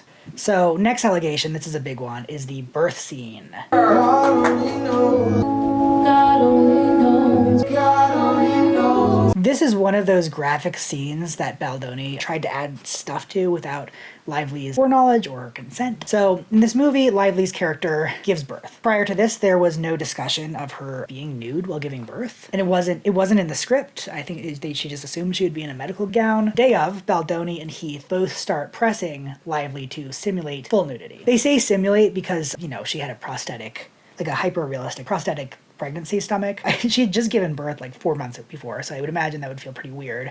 Probably pretty nude in that when your body just looked like that. Lively didn't want to do this naked. Baldoni insisted to Lively, who again had given birth very recently, that women give birth naked, and that his wife had ripped her clothes off while giving birth, and that it was, quote, not normal for women to remain in their hospital gown while giving birth. What happened to the female gaze? Is the female gaze only for sex? Is it really appropriate to tell this woman What's normal for giving birth? I don't really think so. I'd give you Baldoni's response to this, but there wasn't any. He said that Lively was generally involved in the writing of the scene, but doesn't address the allegation that he pressured her to be nude. Back to Lively's claims, she said that she felt forced into a compromise where she'd be naked from the chest down. She said that the set lacked standard protections for a nude scene. There was no intimacy coordinator. There wasn't a closed set, meaning that non-essential crew were able to wander in and out. They have feeds on iPads from the camera. They didn't shut down the monitors. They didn't shut down those feeds, so everybody could stare at her splayed open on those stirrups while she was in this scene. So yeah, Lively was in the stirrups with, according to her, at least it implies, a strip of fabric glued over her vag and a realistic birthing prosthetic. There were non-essential extras all over, and the cameras were running live feeds to iPads throughout the studio. During breaks, they did not give her anything to cover up with, and so she just laid there. I could see how that would make somebody feel exposed. Steve Sirowitz, the billionaire financier for Wayfarer, happened to fly in that day too to visit set. Isn't that crazy? What a coincidence. Even worse, Baldoni cast his best friend to play the OBGYN in the birthing scene. Normally, this was a very small part, very bit part.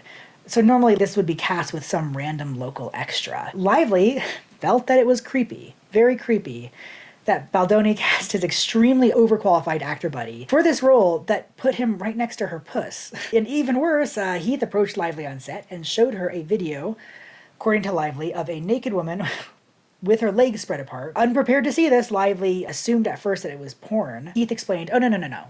This was my wife during a water birth." Lively asked Heath whether his wife knew that he was sharing this with people and he was okay with that, and he responded, "She isn't weird about this stuff." God. Who's the mean girl? Wayfarer claims that on either the day of the birth scene or the day after the birth scene, it depends on which of Wayfarer's lawsuits you want to believe, during lunch, Baldoni asked Heath to show Lively this video, and by their own admission, they neither asked Lively first nor really gave her any warning about what she was about to see. Quote, Baldoni asked Heath to show Lively his wife's post-home birth video, stating to Heath that Lively had not seen one and was presumably interested in watching. Note the presumably. They are simply assuming that this is something that she has any interest in seeing. According to both parties, Wayfarer and Lively, she saw about a second of the video before she asked Heath to stop and asked him whether he had his wife's permission to be showing this. Heath said that he did. According to Wayfarer, Lively then stated that she would like to see the video, but after she was done eating, and then they kind of moved on and she never asked to see it again and therefore never saw the rest of it. So Heath, without Lively's consent, showed her a video of his wife either before or during the birth. Baldoni's lawsuit outright states that, quote, Lively continued with the outrageous and knowingly false suggestion that she was shown pornography or naked images of Heath's wife on set. This is not knowingly false. In fact, they themselves in their timeline include a screenshot from what they claim to be the video they showed, and I'm going to have to censor that screenshot because Heath's wife is naked in it. They are claiming that Lively is knowingly lying, and even in their own account of events, they are proving that she is telling the truth. However, there is a factual dispute about precisely what Lively saw. Lively claims that it was the active in-process birth video, so the first second that she saw consisted of Heath's wife's naked legs splayed open, to make way for the baby, whereas Wayfarer claims that the video started right after she was done giving birth. So although she is in a tub of water with Heath and the baby, and they're all nude, the opening shot was not of her actively birthing this baby. They use this quibble to say that it's perverse that Lively would claim that she was shown pornography. Notably, she didn't claim that. All she claimed was initially because she did not know what she was seeing, because they didn't ask her whether she wanted to see the video. All she saw was this naked woman and assumed that was pornography before realizing that it was a birth video. Either way, whether it's an active birth video or post-birth video, showing this to your employee in the workplace without their foreknowledge or consent is outrageously inappropriate. That is so far out of line. They characterize this as benign, and it absolutely is not. This is not a normal thing for an employer to do to their employee. If you don't believe Lively that it was the active birth video, and rather think that it was the post-birth video, this is still them admitting to egregious sexual harassment. I also want to note that in Baldoni's amended complaint, he refers to the video as being, quote, by all accounts beautiful, which I know for a fact by all accounts it's not beautiful, because one of the accounts is suing you for showing it to her.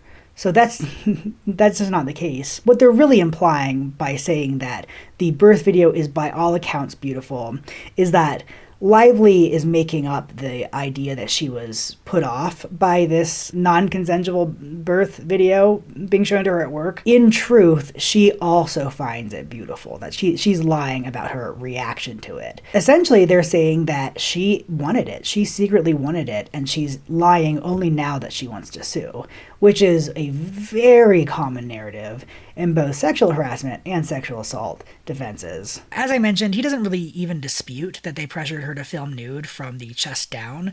Rather, he says that Lively wasn't actually nude from chest down because she had what he calls a birthing suit over her midsection, and unlike her claimed strip of fabric, she was wearing briefs. Maybe I'm an idiot. I pictured initially birthing suit to be like a medical squeezing girdle.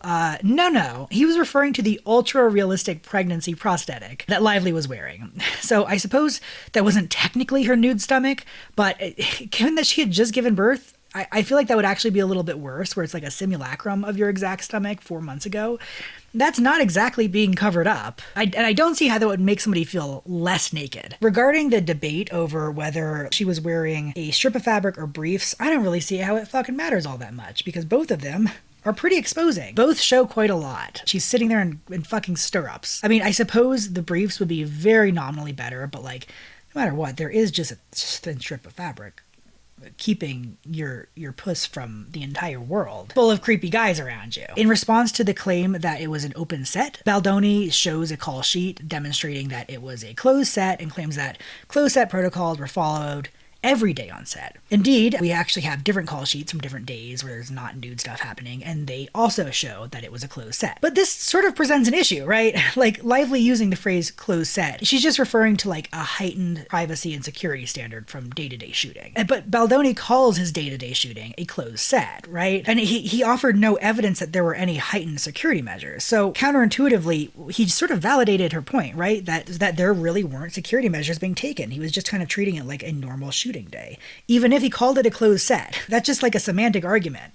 I see no evidence that there's actually any security, like one would expect. And in response to Steve Sarowitz being there, Baldoni claims that Steve Sarowitz was there that day, but he arrived later than the birthing scene. He didn't show any proof, and a guy like that has like 1,000 handlers. He has private planes.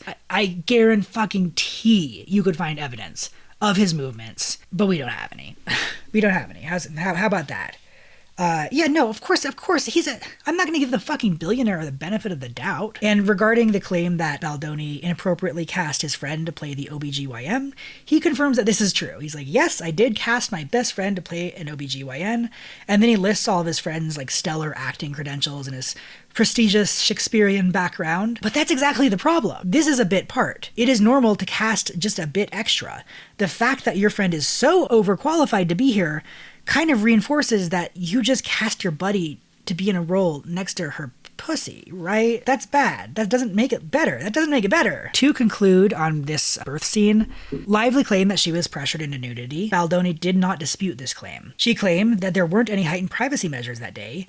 Baldoni showed us proof of that claim. She claimed that Baldoni inappropriately cast his best friend to play the OBGYN. Baldoni agrees. She claimed that Heath showed her naked videos of his wife during childbirth, and he says, no, we showed you the naked videos of Heath's wife and also Heath immediately after childbirth. Fucking okay then. Jesus. So yeah, these facts align heavily in Lively's favor. Okay, so moving on to the next claims on page 32. These all have to do with Baldoni and Heath just saying creepy shit.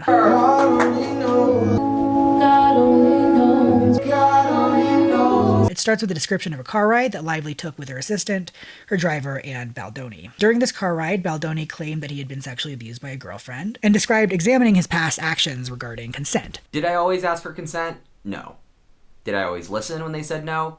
No. When he left the car, her driver told her that he did not want her to be alone with Baldoni in the future. If this was from his fucking book or something, then I wouldn't fault him for it. When you get on someone's ass about an admission they made, you're not discouraging the behavior. You're really just kind of discouraging people being open about the behavior, and I think that's pretty detrimental. So I'm not talking shit about how he wrote about that in his book, too. I read his book. I am saying that is a highly inappropriate time to talk about that. Are you out of your fucking mind? It's like he has these like very personal and very sexual vulnerability scripts that he always says on his podcast. He goes over them over and over and over again. It seems like he does them in private too, like in really inappropriate and kind of disturbing times. The suit claims that on the first day of production, Baldoni and Heath described their past relationships to Lively, including both of them hooking up with the same woman. I'm gay, so like this type of thing is very unremarkable to me.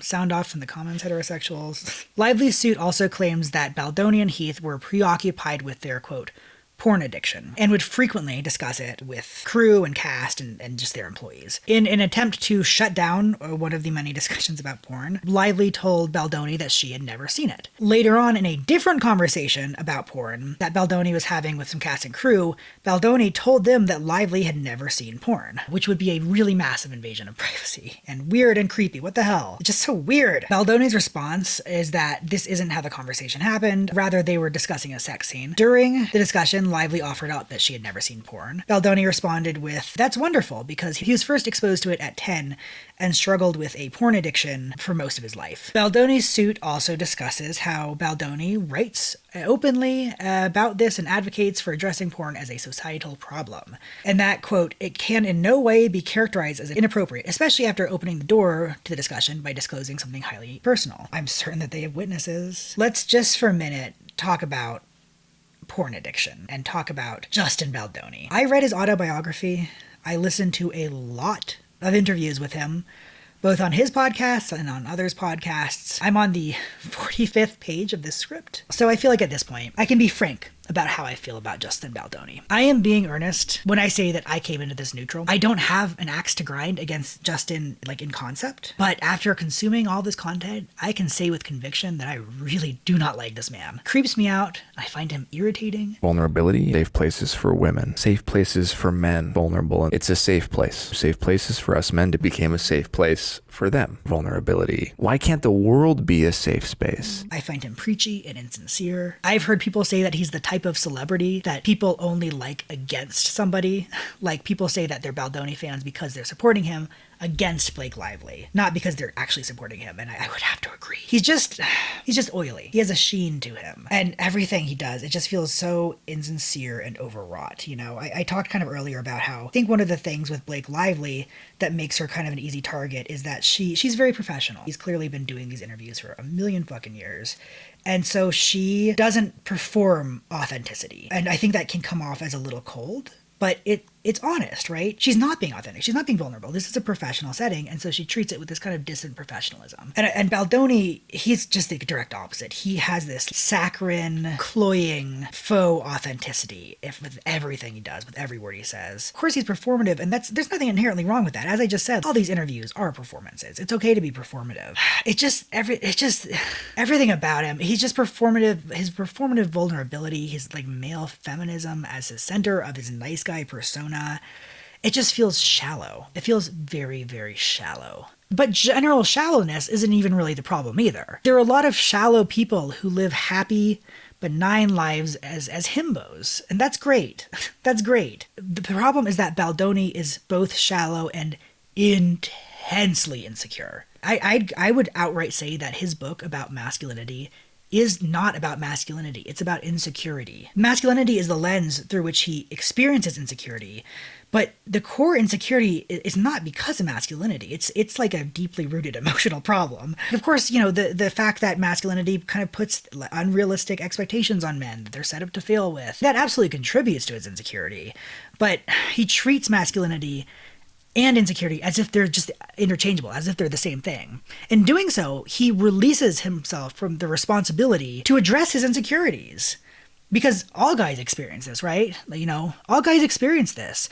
All guys experience crushing shame spirals about their own sexuality. All guys obsess over having the perfect body. Guys' sense of self is entirely dependent on others' view of them. No, that's not a universal experience, man. That's an emotional problem. And while men and masculinity have many problems, masculinity is just one of the weapons that Baldoni uses against himself. So he's undertaking this grand project to heal men and masculinity, rather than doing the much more urgent but much more difficult task of healing himself from his crushing insecurities. I have some problems with his male-oriented activism. It's not fundamentally bad to do male-oriented activism, of course. It's just he misdiagnoses the sources of his own pain, and then he generalizes his symptoms to all men. And so I just think that he misses the mark when he's talking about the male experience. He's attempting to heal an emotional experience that I, as well as a lot of other men, don't have. And I don't know, it's not that that's even so bad itself. I don't think that I'm a prime target for these podcasts.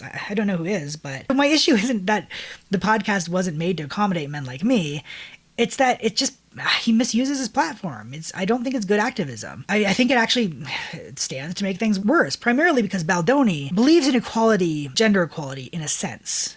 But he's like a pastel complementarian. That's his brand of gender equality, where they believe that men and women are equal, but that God made them to be fundamentally different. Not in the chromosomal sense or whatever. I would actually argue that this is a lot worse. I don't want to make an analogy to separate but equal, because there's so many problems with that analogy, but I mean, that phrase does kind of fit the bill. It's just this notion that women are these kind of divine spiritual creators, motherhood is their kind of role. And that's not fucking feminism, dude. I am so sorry. That's sexist. Fetishizing and sort of aggrandizing the role of motherhood in any woman's life.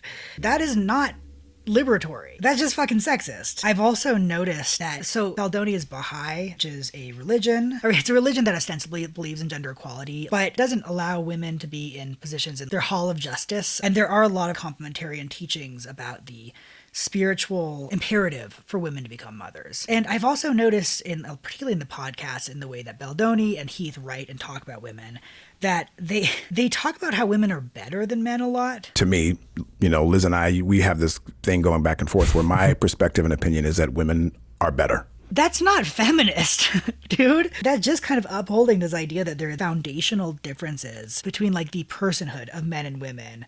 And that's just a fucking problem. I just think that's not true, for one thing. And the other thing is, I do not trust the intentions of people who put others on a pedestal. When you're on a pedestal, you don't control where you stand. They do. That is not a powerful position to be in. It's vulnerable. Vulnerability. Vulnerable.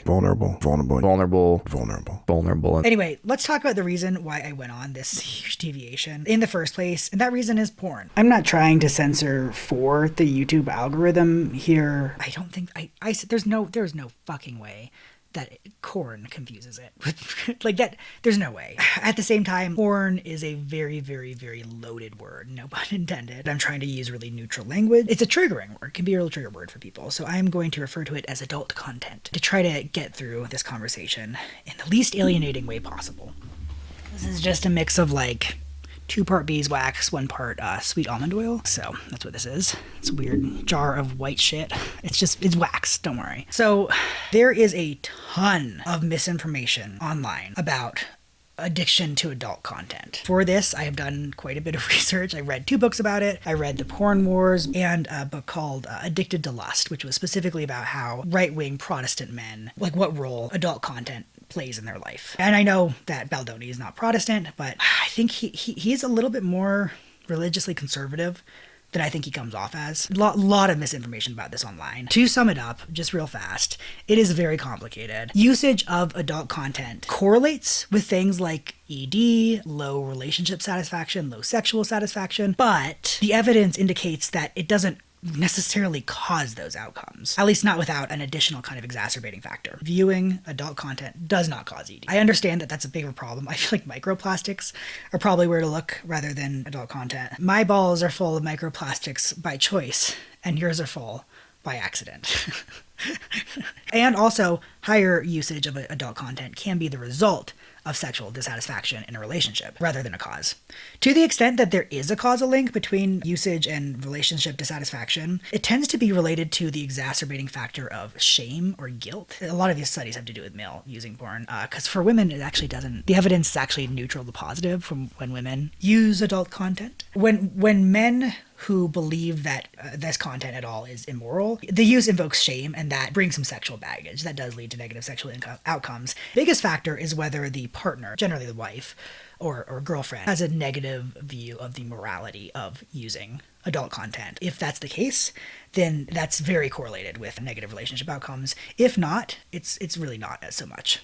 So shame. The issue here is shame. And so that moves us on to the topic of porn addiction. The addiction model just does not work. There is a ton of neuropsychological pseudoscience about how, like, viewing it causes a dopamine hit and that causes you to become dependent. That is not true. That is not scientific. There are studies looking at exactly that find that is not the case. That's why every single prominent psychological institution does not recognize adult content addiction as an addiction. That's not to say that it can't be compulsive or destructive. For people with problems with impulse control or hypersexuality, people who have like disordered social connections and often depression as a big factor here, viewing adult content can absolutely become a very destructive compulsion. And that's really serious. Even if it doesn't fit the DSM criteria for addiction, I'm not going to argue with somebody who describes their experience with that as an addiction. Oh, the problem is that people tend to talk past each other in these conversations. So there will be somebody who identifies as an addict who is experiencing serious compulsions, who's like jerking off like 10 times a day, 10 hours a day, and it's ruining their life. But the primary group of people who identify as porn addicts are people with a normal sexuality, but whose religion makes them feel like porn is sinful. It's inherently wrong. Even though like they are not viewing it excessively, it's not interfering with their life, their tastes are not escalating in any serious way. Even though those troubling habits are not present, they believe that they're addicts because it's something that's wrong that they can't stop. But I mean, they're just horny. That's all it is. Like, they are experiencing very normal human sexuality, and this kind of religious doctrine that porn is evil is burdening them with all of this shame. When you're talking about adult content addiction, I just never know what somebody means when they say they're an addict, because they could have some real serious problems, or they can be these guys with completely normal sexualities who watch it like twice a week, and they just think they're an addict because of religious shame. Obviously, when I read that Baldoni talked about his porn addiction, I did some research, and yeah, the latter is the case. And this is an outflow of him being Baha'i. They believe that masturbation is wrong. At the height of his addiction, he was viewing porn like a few times a week, or maybe once a day. God forbid. I don't even recall it getting to that point. Like, it was a very normal sexual behavior, and his religion was just putting shame on it. It's fucked up. It's an iteration of purity culture that, although it certainly affects women, it targets men, and it just stigmatizes their sexuality. It makes it so they can't engage with themselves as sexual beings without another like person being in the room. That can't be a part of them that they own. And if they do, then they're ashamed of it. It's horrible. It's a good way to really fuck somebody up psychosexually, you know? And so in Baldoni's book, he's talked about using adult content 3 times a week and how it's such a destructive addiction that he feels horrible shame for, and that he should feel horrible shame for. That's the problem. He's not addressing the shame. He's like, this is wrong. I'm ashamed of myself. I need to stop. Those feelings are not valid. They're involuntary. So like, in that sense that you can't stop feeling them, I suppose they are. But no, that narrative you're telling yourself is not true. And he's broadcasting this to men, to people who are vulnerable, men who need guidance. He's putting this burden of shame on their normal sexuality. I have a real fucking problem with that. When he or other men experience that natural and normal urge and act upon it, they're drowning in shame because of it. And it's easy, and I believe from some of the narratives I've heard, it's common for that shame to preoccupy them, for them to think and talk about it a lot because it's just like so heavy on their mind, because it's just such a burden. I find the idea that Heath and Baldoni were talking about their porn addiction excessively, I find that to be very plausible. It seems like people who are in this mindset think about it constantly because they're just consumed by shame over a bodily impulse that is intensely normal. That was my digression. So beyond talking about porn or not getting a consent, Baldoni and Heath were also constantly hugging and touching the cast and crew. When anyone avoided being touched or denied a hug, Baldoni or Heath would retaliate by becoming, quote, irritated, cold, and uncollaborative. And I really want to emphasize this again, this retaliation, because I read this article in the Hollywood Reporter that I kind of suspect was planted by someone on Baldoni's team that was sort of explaining this like inappropriate work environment as a clash of cultures, like the kind of cold, touchless LA professional class meets this kind of hippie, warm, touchy-feely thing. But like, I don't really read that as being the problem. I've been in workplaces where people hug each other. That's not that unusual. Like, that's the issue. It's retaliation, not the hugging in the first place. And I don't think there's anything in the fucking Baha'i faith about how it's okay to retaliate when somebody doesn't want to give you your hug. Baldoni responds to these hug allegations by outright denying that anyone touched Lively out of character. What I can recall, he doesn't address the accusations of him touching cast and crew inappropriately, given the fact that there were conversations between Lively and a cast member about how they were relieved that they wouldn't have to be hugged anymore. You'll enjoy it this time, and you don't need to hug anyone is the best part. And he won't touch you, or shouldn't. I don't think he or Jamie will. Baldoni's denial seems unconvincing. In fact, Baldoni really addresses the claims from other cast members as little as possible. For instance, there's a claim about a scene where a younger version of Lively's character, Lily Bloom, and her boyfriend Atlas, Ayn Rand-ass names. Alice Wyatt, Ted Nielsen, Lawrence Hammond, Kenneth Daniger. Bertram Scudder. Scudder? Ralph Eubank is here. Do whatever you have to do to get Kip Chalmers through that tunnel and off that mountain. Ragnar Daniskold? Dagny Taggart. We've appointed Cuffy Miggs to direct the initiative. Apparently, they were going to have sex for the first time. And this initially didn't have a sex scene in the book or the script. It was sort of like a camera swings to the curtains and it's left to the audience's imagination. But Baldoni wanted to add more of a sex scene. After the scene where they had a close-up of her face, gasp, when he put it in, Baldoni called cut and allegedly walked over to the two actors and said, I know I'm not supposed to say this, but that was hot.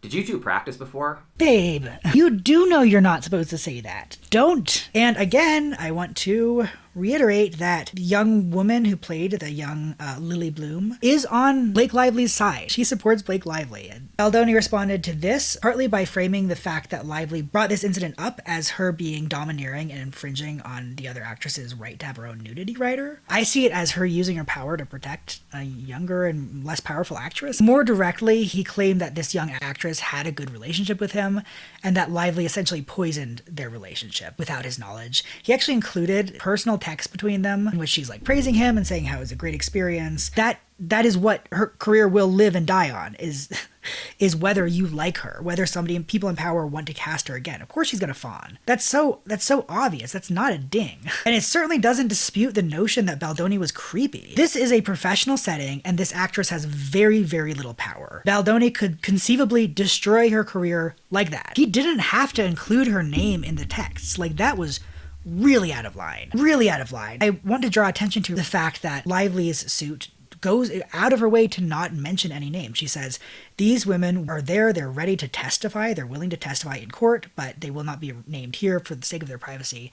And I've seen some people frame it as if it's her being sneaky because nobody actually supports her secretly. No, dude, when you put their names in this highly contentious suit that people are being fucking harassed over left and right, you're guaranteeing that a mob will come after them. That's why it's so fucked that Baldoni did that to this young actress. He didn't have to put her name in there. I believe this is part of Lively's complaint. I'll just say it now. Might as well just say her name because Baldoni leaked it. Jenny Slate, co-actress whose nose he insulted without her being there. She filed an HR complaint too about Heath. The actual details of what Heath said were unclear. Basically, she was like, I do not like the apartment I am living with my 4-year-old, but the down payment was really expensive. It was like 15 grand. Heath generously offered that Wayfair reimburse her, but somehow in this conversation where he was giving her money, he focused in so intensely on her role as a mother and the sanctity of motherhood that it was creepy enough for her to file an HR complaint. And they leaked that. Baldoni's lawyers leaked that HR complaint to the public. I mean, that's guaranteeing that a ton of fucking harassment's going to come Jenny Slate's way. And I mean, I can only assume that their goal was to make it seem like that she's just an ungrateful brat. You know, ooh, you gave me money, but you didn't say it right. But like, what that says to me is, wow, Heath must have been really out of line to fuck up that interaction. Like, he must have said something really fucking weird. And I can totally see it. He puts women on a pedestal in a way that focuses on childbearing and motherhood. Not super feminist as far as I can remember. But either way, you can't do that. You can't leak confidential HR material. Jesus Christ, like, that's such bad form. That's such bad behavior on the part of Wayfarer and Baldoni's lawyers in Baldoni. Like, this looks so bad for him. Talking about what he's saying to other members of the cast, there's some additional allegations. Lively alleges that on one occasion, Baldoni told a female cast member that her leather pants look sexy. She rebuffed him, and in response he said, I can say it because my wife is here today. Man, straight women... You're in the trenches. Thank you for your service. My God. On a different day, Lively was wearing a low-cut dress for easy access to her boob because she was breastfeeding her baby, her tiny little infant. She had a coat over the dress that popped open, and Baldoni noticed and commented that he liked her outfit. She's kicking. She was hit by a car about 8 months ago, and her spine was just obliterated. Like, it was just completely... just destroyed. Initially, they gave her like a 5% chance of ever regaining any motion in her lower legs, and they upgraded it to 50%. And she regained full motion. She can't really jump, and she walks funny, but she does walk. But the weirdest thing is that she never did this before the accident. Now, when she dreams, she kicks. She like just her back legs kick like a motherfucker. And right now, she's in the process of She's in the process of regaining control of her tail, and I've been noticing that she's been wagging her tail in her sleep. Like, her tail's been slapping around in her sleep. It's really weird. It's like as the nerves kind of reconnect. It's like they practice fire. They test fire when she's sleeping. It's really funny.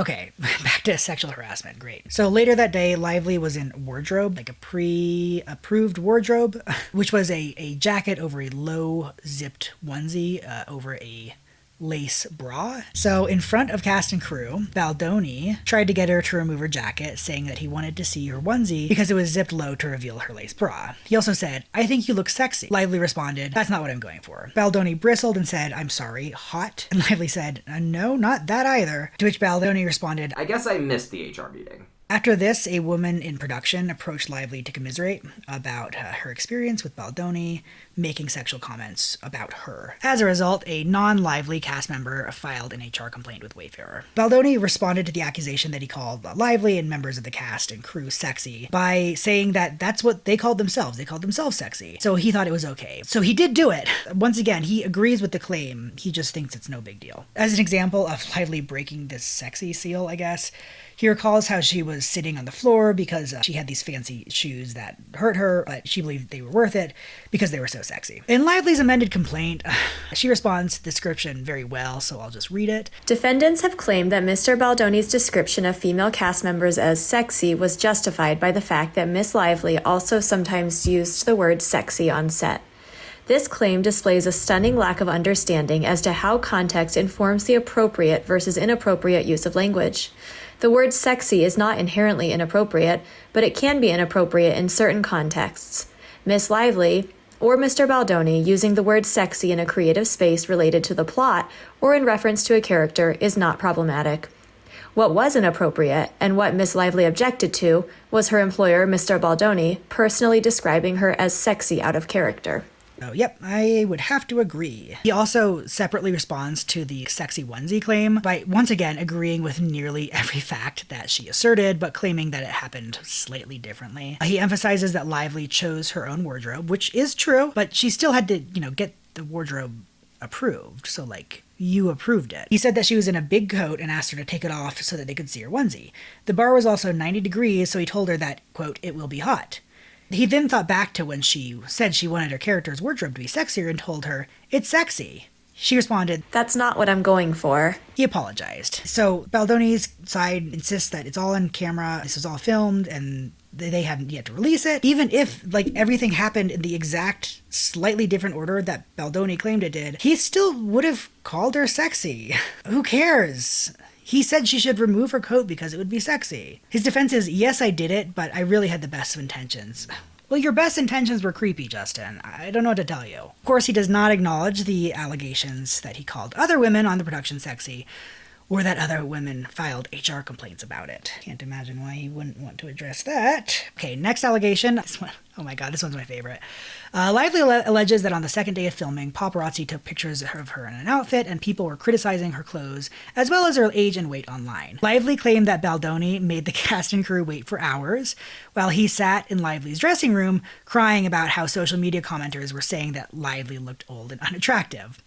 To which Lively pointed out that the scene in the photos took place just after her character's husband abused her. So looking hot wasn't the goal, right? I mainly include this accusation because Baldoni's defense is so funny. It's so funny. He says, although I was in there and we were talking about the internet comments, it didn't take hours. It did take a long time, but I wasn't crying the whole time. I was earnestly concerned about your character looking fugly. And I was crying, but only in response to you complimenting me as a director. It's like, babe, you just agreed with her, but with extra steps, and those extra steps are actually weirder. God only knows. God only knows. God only knows. Okay, moving on. On a more serious note, Lively alleges that throughout filming, Baldoni and Heath would enter her makeup trailer uninvited while she was undressed due to breastfeeding, having makeup applied or removed, or just undressing. Baldoni responds to this claim by saying that he always knocked, and he didn't even see her titties, because she was always covered. And once she invited him in when she was pumping to run lines. So, carte blanche access, I guess. That last one is something that the internet really attached to. Course. They had a text where she's like, oh, I'm just pumping, but you can come in if you want to read lines. And everyone was like, epic own, you got her in a lie. I'm so sorry. An invitation once is not the same thing as an invitation every time. And also pumping is different than breastfeeding. And barging in on either during any part of the process is bad. You need to be invited. You can't just do that. I can't believe this needs to be said. She cites one particularly bad occasion where she tried to have a meeting with Heath and the other producers to discuss Baldoni's behavior, rather than it just being like a normal meeting. Heath arrived unannounced at her makeup trailer while she was topless and having body makeup removed. Lively told him that she was almost done and that she could meet when she was clothed. But Heath said that if they didn't talk right now, no meeting would happen. So she reluctantly agreed, but asked Heath to keep his back turned. Within a few minutes, Heath had turned around and was staring directly at Lively. She pointed this out, and he said that it was just out of a habit of wanting to look at people while talking to them. So Baldoni's suit responds to all of this by saying that everything basically happened exactly as she said it happened, of course, as they always do, except Lively was not naked. She was in full covering and was getting makeup removed from her collarbone. And the meeting was him begging to meet the next morning. They could all go home. Essentially, the only difference in the narrative is whether or not he could see her titties. And in Keith's narrative, when he turned around, he apologized and she said, "It's okay. I know you weren't trying to cop a look." I'm sorry, that comment would make no sense unless she was topless. He says that she's not topless. If she's not topless, cop a look at what? Her collarbones? That doesn't make any sense. The contents of the story only make sense if Lively was topless. So I'm gonna assume that she was topless, which is literally the only contested issue. Everything else about him insisting on coming in while she was in this state and turning around and then turning back around even though she asked him not to. Everything she said was true. Couldn't you just talk through the fucking door? Just wait, whatever. Oh my god. So next is another very notorious incident online. God only knows. God only knows. God only knows. The indirect fat shaming through the personal trainer. So Lively alleges that 4 weeks after she gave birth to her fourth child, Baldoni secretly called her personal trainer and implied that she needed to lose weight in 2 weeks. That's the way that Lively's suit puts it, which is actually a little bit generous in my opinion. Texted his PR team and called the trainer a spy. Started planting stories about how the question was due to him having a lower back injury. So Baldoni's response is that he just asked his trainer, who was also her trainer too, for back exercises because he was going to have to lift Lively and he suffers from lower back pain. I'd be inclined to believe him if it were not for the fact that this trainer was not Baldoni's trainer. Lively had introduced them in February, and at that time, according to the trainer, he sent over Baldoni one workout program. Trainer sent over the one complimentary plan on the 28th, and the trainer himself says that Baldoni wasn't a client. This was not to develop a back exercise. That's a lie. It is a straight up lie. You were not working with this man. This was not to develop back exercises. That's such a flimsy excuse. Okay, moving on. God only knows. God only knows. God only knows. I don't know. I had no idea where to put this complaint. It's one of these crazy. Ugh, okay. So Lively claimed that Baldoni claimed to speak to the dead and told her on multiple occasions that he had conversations with her father, who died in 2021, and Baldoni had never met. So Lively tried to joke it off by saying, "Let him know that he owes me $40. Baldoni replied, "What? Does he really?" Lively continued to try to joke her way out of a fucking weird situation, said, "Oh God, no, he owes me so much more than that." And I'm just going to quote directly from the suit.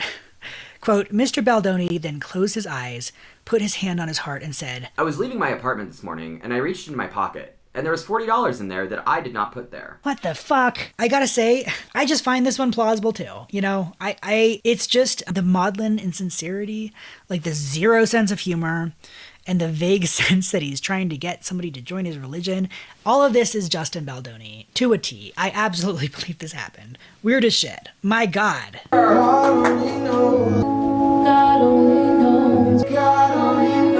So we're going to switch gears real fast and talk about HR. And even better, corporate structuring. Ooh. So Baldoni and Heath co-founded Wayfarer. They are the ones that bought the rights to the movie. Sony of 2008's Goosebumps Horrorland for the Sony PlayStation 2 fame. They decided to be the distributors for the movie. I can't really tell you what that means for distributing movies, but I can tell you what that means for HR. Wayfarer was the employer for the entire cast and crew. Sony didn't really have any obligation or even ability to oversee production. They're not the employer. The HR responsibilities fall on the employer, and Sony just, that's not what they were. They couldn't really, if they tried, they didn't have the mechanisms. You could report HR violations to Sony just to have it on the record, but they couldn't do anything about it. Actors are famously part of a good union, but they can't report sexual harassment to the union. The union's rules are to report harassment to the studio, because the union doesn't conduct investigations either. That would A, just be a huge burden, and B, that's just not their job. That is the job of the studios. So the only institution in this situation that was in the position to receive and investigate HR complaints was Wayfarer Studios. Wayfarer Studios did not have an HR department, like at all. They didn't have any HR policies. So if you have a problem, you have to report that problem to Baldoni or Heath, the perpetrators. But I'm sure, they can investigate themselves. They just love accountability, right? So this is obviously bad for Lively. I do want to point out that, this is really bad for everyone on set. Imagine you are kind of at the bottom of the hierarchy. You're the person that carries the straw that the more famous people drink from. If you were sexually harassed by your boss, you can either report that to your boss or report it to the heads of the studio. So basically, you're not going to be able to report it. There's no remediation that you're going to be able to get. So I have no doubt that this was rife within the studio as a whole. So on May 23rd, a day after the bar scene, the kissing bar scene that we watched in such great detail, a day after that, a female cast member discusses with Lively how she feels uncomfortable on set. Same day, Lively confided in a woman who is a mutual friend of Heath and Baldoni that, quote, "It's like HR nuts today, the both of them. I wasn't expecting that turn. I mean, it's been present, but today I came home and cried. Creeps, keep your hormones to yourselves. This is not mine. I don't want it. I don't want your gaze or words or tongue or videos of your naked wife. Yeah, it's shocking. Clowns." And keep in mind that all of this was within a week of filming started. On May 25th, Lively and her infant catch COVID. That was one of the other stipulations. So Lively claimed that they knew that her and her baby were exposed to COVID, but did not tell her. Their response was, yes, we knew that you're a baby and you were exposed to COVID. And yes, we didn't tell you, but the contract that made us obligated to tell you had just expired, so we didn't have to. On May 26th, Lively reached out to Ann Giannetti, who's a Sony producer. They had a long conversation, and Giannetti was supportive, but she informed Lively that, there's just nothing that Sony can do. They don't have the oversight. There are apparently ample text records from around the time that show Lively and the cast member discussing their mistreatment. Miss Lively shared that she needed to tread carefully to salvage some degree of chemistry and camaraderie with Justin, who's not only my director, but love interest, and we're not even 1/3 of the way done with filming. On May 28th, Lively texted that cast member that, quote, "He keeps referencing it, or disconnects entirely, or gets snippy and impatient as a director. He was so huffy after the sexy thing that I felt awful for saying something." Later in the text convo, Lively said that, "We aren't people who can't take a joke, who can't work or understand blue. We're not that fragile." Referencing Mr. Baldoni, she said, "You can't just record people without asking. You can't speak to people sexually while not in character or while talking about a character. And if you overstep, you move on. It's the weirdness after that makes it feel bad. Like if we speak up, the vibes on set get funky and the work suffers." This was what I was fucking talking about. This is the retaliation. It's like the hugging. It's not just the overstepping. It's that they overstep and then they retaliate. That is so characteristic of so many sexual harassment cases. After her attempt to file an HR concern with Sony failed, Lively directly told Baldoni and Heath that there were serious HR problems on set. I just want to pause and say that this is an admirable use of Lively's star power. Not a lot of actresses have the connections and the star power and the name recognition to directly confront the director and two heads of the studios about their own inappropriate behavior. On June 1st, a female cast member informed Lively that Baldoni had told her in writing, quote, I recognize that the last few days of filming have been difficult, but I wanted you to know that the work is really great and I'm excited for what we're creating. Equally important is that I was made aware of your concerns. I want you to know that they are fully received, I hear you, and adjustments will be made accordingly. On June 8th, a female cast member, I'm not sure if it was the same one or if it was a different one, confided in Lively that she had difficulty talking to Baldoni. Lively responded, saying she found it really hard to speak to him. I try to cover it with busyness, but not sure that covers what's going on. I think we're fine. We just have some stories to tell. And who knows, if it wasn't a shit show, maybe we wouldn't have found each other in such an anchoring way. Survivors with shared trauma. The same day, the female cast member who had raised concerns about Baldoni's behavior told Lively that somebody overheard Baldoni saying to a male actor that, Dude, I have to tell you something, but I don't want to get canceled or lose my job. You can't say anything on this set anymore. Wayfarer, aka Baldoni and Heath, received many complaints about HR-related grievances, and they didn't investigate. That is also important. As the employers, they have a legal duty to investigate these complaints, and they did not. Well, I shouldn't say that they did not. In January of 2025, which was several years after the incident, and after Lively filed the lawsuit, they did start investigating the HR complaints. The investigators confirmed to Lively that, quote, if these incidents occurred as alleged, then there are significant problems within this organization that they will have to contend with. Yes, indeed there are. Baldoni's side's claims here are really huge hits to their credibility. They claim that, one, they had no idea that there were HR grievances and were shocked when Lively brought up the allegations later. There's hard evidence to prove that this is not true. This is a lie. This is a bold-faced lie. And two, they claim that Sony had informed them of the complaints, which goes against their first claim, and that Sony had specifically stated that the claims weren't sexual in nature. Okay, so there were 3 HR complaints that we know of prior to the strike. 2 were from actresses other than Blake Lively. Wayfarer knew about all of them, did not investigate a single one of them, which they had a legal obligation to do. And this whole time, the Writers Guild of America, or WGA, the union, was unsuccessfully negotiating with the studios. This is a very small aside, but there were allegations that Lively and Reynolds broke the picket line, which means that they did work for an employer while a strike was happening. This is not true. In fact, it's actually quite the opposite. Baldoni tried to pressure Lively to cross physical picket lines to film during the strike, and she refused. WGA picketers arrived on day 13 of the shoot, forcing production to act quickly to keep filming on schedule. In response, producers devised a solution to shoot on a boat, far from the sound of the picketers' horns. After rehearsing a scene to shoot there, along with a romance montage moment, they were about to have the boat leave the dock, and then the picketers arrived. At that point, Lively wouldn't cross the picket line, so he called lunch, end quote. Despite being obligated by her union to keep shooting, Lively refused to do so. So eventually, they called a strike, and movie production halted. This lasted for several months. During this time, Lively texted a cast member about, commiserating about how much they're dreading going back to production. It's unclear what the final straw for Blake Lively was. Could be that thing where you take a vacation and you come back to work, and rather than being refreshed, you just hate everything with a new intensity. I kind of suspect that I could see while filming, because they don't film for that long. So I could see being like, I'm just gonna grin bear it. I've got to get through this. It'll be over soon.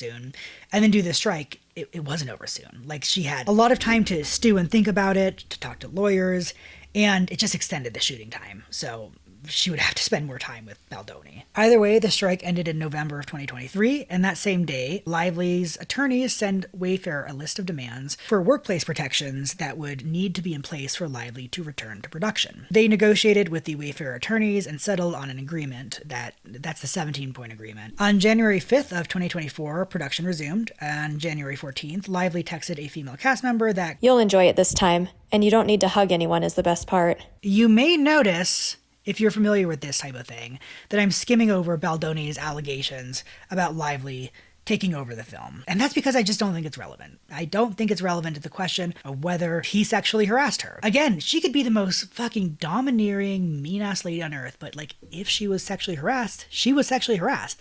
Those two things, those are separate conversations. They have nothing to do with each other. Because sexual harassment can never be an appropriate punishment for someone being mean. I will say this. So I read through all of the stuff about Lively taking over. In his stupid fucking podcast, Baldoni talks at great length about how his insecurity makes it difficult for him to accept creative feedback. Like how he feels like it is an attack. And it also seems like being seen as a good director is very core to his identity and to his ego. He always says, like, I'm not an actor, I'm a director. And so just everything I've learned about him, I could definitely see a very creatively involved co-actress, giving him pointers, could really piss him off, could really kind of undermine that sense of directorial ownership. And I'm sure he buys into like that auteur director thing, where you're like the king of the set. And by undermining that, I'm sure that was a really big hit to his ego. And I believe that he felt like she was stealing the movie from him. When I'm reading these things, it seems like she was a creative partner, and that shit makes art better. You need to listen to creative feedback. He says that it was like a violation for her, Sony did it, but for Lively somehow to change the poster from this to this. It says his name more times. And also the letter poster is just so much better, but it doesn't have his face on it. Like it's an ego thing, man. God only knows. God only knows. We finally come to the smear campaign. I had to stop filming the other day because I could feel myself like decompensating after talking about this for so long. So they finished filming, yada yada yada. Wayfarer and Sony agreed to this marketing plan. This plan, which I'll put up on screen and which both sides have agreed was in place, was Sony's plan, very explicitly says that the film's marketing would focus on positivity, resilience, whatever. I do agree with the criticism that it's kind of trite. It can sort of downplay the seriousness of the subject, and perhaps people who aren't familiar with the subject matter would be unprepared for a movie about domestic violence. There is simply no debate. This was Sony's and Wayfarer's official plan. Putting it on Lively it's just preposterous. It's just ridiculous. I do think that, like, focusing on blooming florals, makes sense thematically, right? The character's name is literally Lily Bloom. My God. Again, Ayn Rand-ass name. Bertram Scudder. Scudder? We've appointed Cuffy Miggs to direct the initiative. But yeah, I'm not here to defend it. I don't give a shit. Baldoni claims that he never agreed with the marketing plan and that he was unaware of the specifics of the plan. This is a lie. I mean, for one thing, he was following the plan for several months. He appeared at floral-themed pop-ups, and also Heath himself was complimenting Sony's marketing plan as brilliant and fantastic as late as August 11th of 2024. So, plus, I mean, the second reason is this was in agreement between Sony and Wayfarer. Baldoni is not just some hapless bystander here. This was his studio that entered into this agreement. He claims that he was never in favor of the plan, but the bulk of the evidence of him wanting to do something else does come exclusively after he realized that the cast unfollowed him. You just have to suspend so much critical thinking in order to believe that he somehow, despite having this position of power in the studio, didn't know about this marketing plan, wasn't involved at all in the negotiations for the marketing plan, and also, by coincidence, he just happened to be following the marketing plan exactly right up until the time that he noticed that all of these people unfollowed him on social media. And coincidentally, then he switched. It just doesn't make any sense. Meanwhile, the explanation that he agreed to this, and then he pivoted when he realized everyone unfollowed him because he was desperate to find a way to justify that wouldn't shed light on his behavior.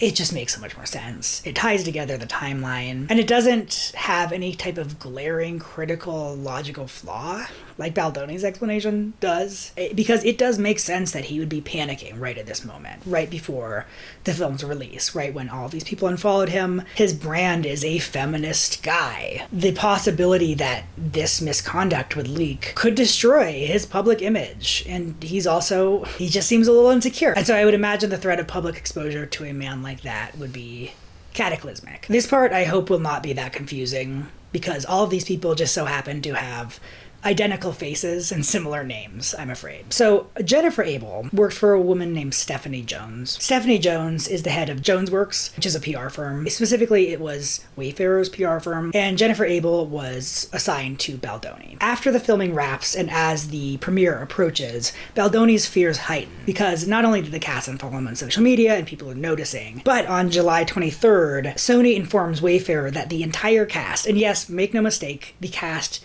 is on Lively's side. And I've never heard a convincing explanation for that outside of Lively being correct. I've never heard a reason why all of these grown adults would somehow be bribed or...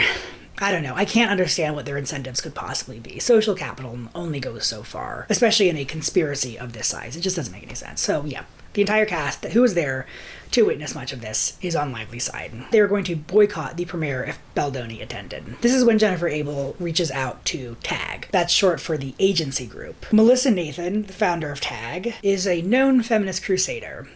I'm just kidding. She's the crisis PR agent who represented, among others, Drake during his recent Kendrick Lamar public crisis, let's say. Logan Paul, Travis Scott, after he negligently killed all of those people at Astroworld. Brad Pitt, who has a very long documented history of abusing his wife and his children. And, probably most relevantly here, Johnny Depp during the Depp v. Heard trial, when a huge number of bots seemed to descend on the internet, all championing Johnny Depp and framing Amber Heard as the villain rather than the victim, which actual documentation says that she is. I'm sorry. I want to pause here because I've seen some creators... Actually, fuck it. I've seen Ready to Glare specifically say, if you or I, let's say I, was in this position and I knew that somebody was about to publicly falsely accuse me of these things, I would reach out to Melissa Nathan too. And no the fuck I wouldn't. I would hire a lawyer who would help me assemble evidence that I could use to publicly rebut this thing if it happened, especially if these incidents took place in front of a ton of people who, unless there's fucking mind control gas being pumped into the studio, I would be able to find people to support me. I would never fucking give my money to an industry, not just an industry, an individual who has such a storied history of ripping victims apart. Anyway, so on July 25th, Wayfarer has an introductory call with Melissa Nathan and her team. After the call, Nathan sends over a scope of work document. This is like a proposal containing several tiers of services and an outline of what you would expect from them. This is kind of interesting because you'll see a lot of talking points that you see repeated on social media to this day, nearly verbatim. However, part of the reason I'm not going to linger on this document is because I believe that it was created in part to offer Melissa Nathan plausible deniability for her actions. Why do I think that? Well, we have texts. We have texts where she says that. And before I show these texts, I want to preface by saying that there is no debate about their veracity, about the fact that these people did send these texts to each other. Now, Baldoni claims, and we're far enough into this, my patience is so run out. He claims very weakly that these are out of context. I will present his side. It is unbelievably flimsy. But yeah, he claims it's out of context, but nobody's saying that these texts aren't real. So after Baldoni received the document, he told Heath that, "Not in love with the document they sent. Not sure I'm feeling the protection I felt on the call." Later that day, Abel told Nathan that the document wasn't aggressive enough for Baldoni. She said that Baldoni wants to feel like she, Lively, could be buried. They then have this text correspondence. "I'm going to confidentially send you something he's texting me and Jamie on the side, just to arm you before this call. I think you guys need to be tough and show the strength of what you guys can do in these scenarios. He wants to feel like she can be buried." From Melissa Nathan. Of course, but when we send over documents, we can't send over the work we will or could do, because that could get us in a lot of trouble. We can't write it down to him. We can't write, "We will destroy her. We will go to this. We will do this. We will do this. We will do this." Of course not. That's the point of talking things through. 2 days later, on August 4th, they have this exchange. "I'm having reckless thoughts of wanting to plant pieces this week of how horrible Blake is to work with, just to get ahead of it." From Melissa Nathan. Same. And I already spoke off record to the editor of Daily Mail because she's my friend. She's ready when we are. Baldoni's suit points out that in the original version of Lively's complaint, they left out one text from Jennifer Abel that says, "She's putting us through hell." And in their amended complaint, they did add this. Baldoni's side claims that the "she's putting us through hell" is in response to the fact, their claim that Lively was the one doing the smear campaign. This claim is, I'll just say, entirely baseless. The only real piece of evidence they have is this exchange that Melissa Nathan, or was it Jennifer Abel? Oh my god, these people are so similar. Melissa Nathan and Leslie Sloan have a conversation, and Leslie Sloan is Blake Lively's PR rep. She doesn't come up that much because she didn't do super incriminating shit like this. Don't worry if her name doesn't sink into your subconscious. But Melissa Nathan and Leslie Sloan have this conversation. Melissa Nathan says, "Happy to, I land in less than 2 hours." Leslie Sloan says, "Thank you, have a safe flight. Just also, I am not doing one thing without speaking to you. I'm not answering one email about this situation. I told everyone to not do one thing /plant/seed/ even speak to one reporter, even on background. Now I am involved, there will be no shock surprises to you." Melissa Nathan responds, "Me either." And Leslie Sloan heart reacts that. So they have this exchange where they mutually promise to not speak with reporters. Then, according to the lawsuit, Leslie Sloan has this exchange with the reporter. The Daily Mail reporter reaches out to Leslie Sloan and says that they're looking for her input. They've been getting cold outreaches from many different reporters about some kind of drama going on set that, from what they've heard, has to do with Blake Lively being difficult to work with and there being a power struggle between her and Justin Baldoni. Leslie Sloan responds that she doesn't want to be quoted in an article, but that the journalist's info is off, that she just got a producer cut of the film, and that the whole cast doesn't like Justin, and that has nothing to do with Blake. The Daily Mail reporter then reveals that Justin, as well as others, found it difficult to work with Blake, and that one of the reporters that revealed this information to the Daily Mail reporter is close with Steph Jones, who again is Wayfarer's PR manager. The Daily Mail reporter then recounts telling the other reporter that Stephanie Jones is awful and that they should not rely on anything she says. And Leslie Sloan responds, "I am telling you, she's a liar. They are panicking as the whole cast hates him. I promise she is lying. This will not look good for your site. The entire cast I will have go on record." The Daily Mail reporter asks if she can give them anything at all on what the issue is, and Leslie Sloan responds, "No, I'm on a plane and this needs to hold." Now, they say that this is Leslie Sloan breaching a contract. First of all, that's not how contracts work. Even if there was, Melissa Nathan is lying right now. She's already had conversations days earlier with Daily Mail reporters. From their own timeline, we see her speaking with TMZ. This looks really bad for Melissa Nathan. She's straight up lying.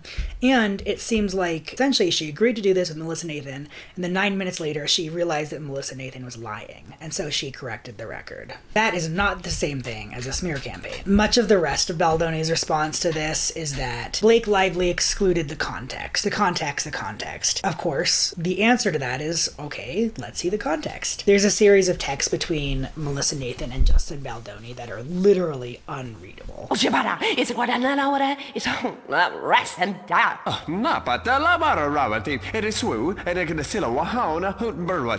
include a few screenshots where they deny planting stories, and they communicate that this is all happening organically. Baldoni's side denies that there was anything manufactured, like this is organic as in grassroots, as in not astroturfed. However, those are several leaps of logic that I don't feel comfortable taking based off of the quality of this evidence. For a couple of reasons. First is that these texts claim to provide the full context, but, I mean, first of all, a lot of what they're saying is just pitter-patter. It's just like logistical fluff from kind of unrelated conversations.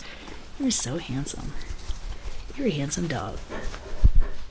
And I understand that the claim that these are cherry-picked could be leveraged for both sides here, because of course, in any kind of non-exhaustive coverage of anything, you're going to do some cherry-picking.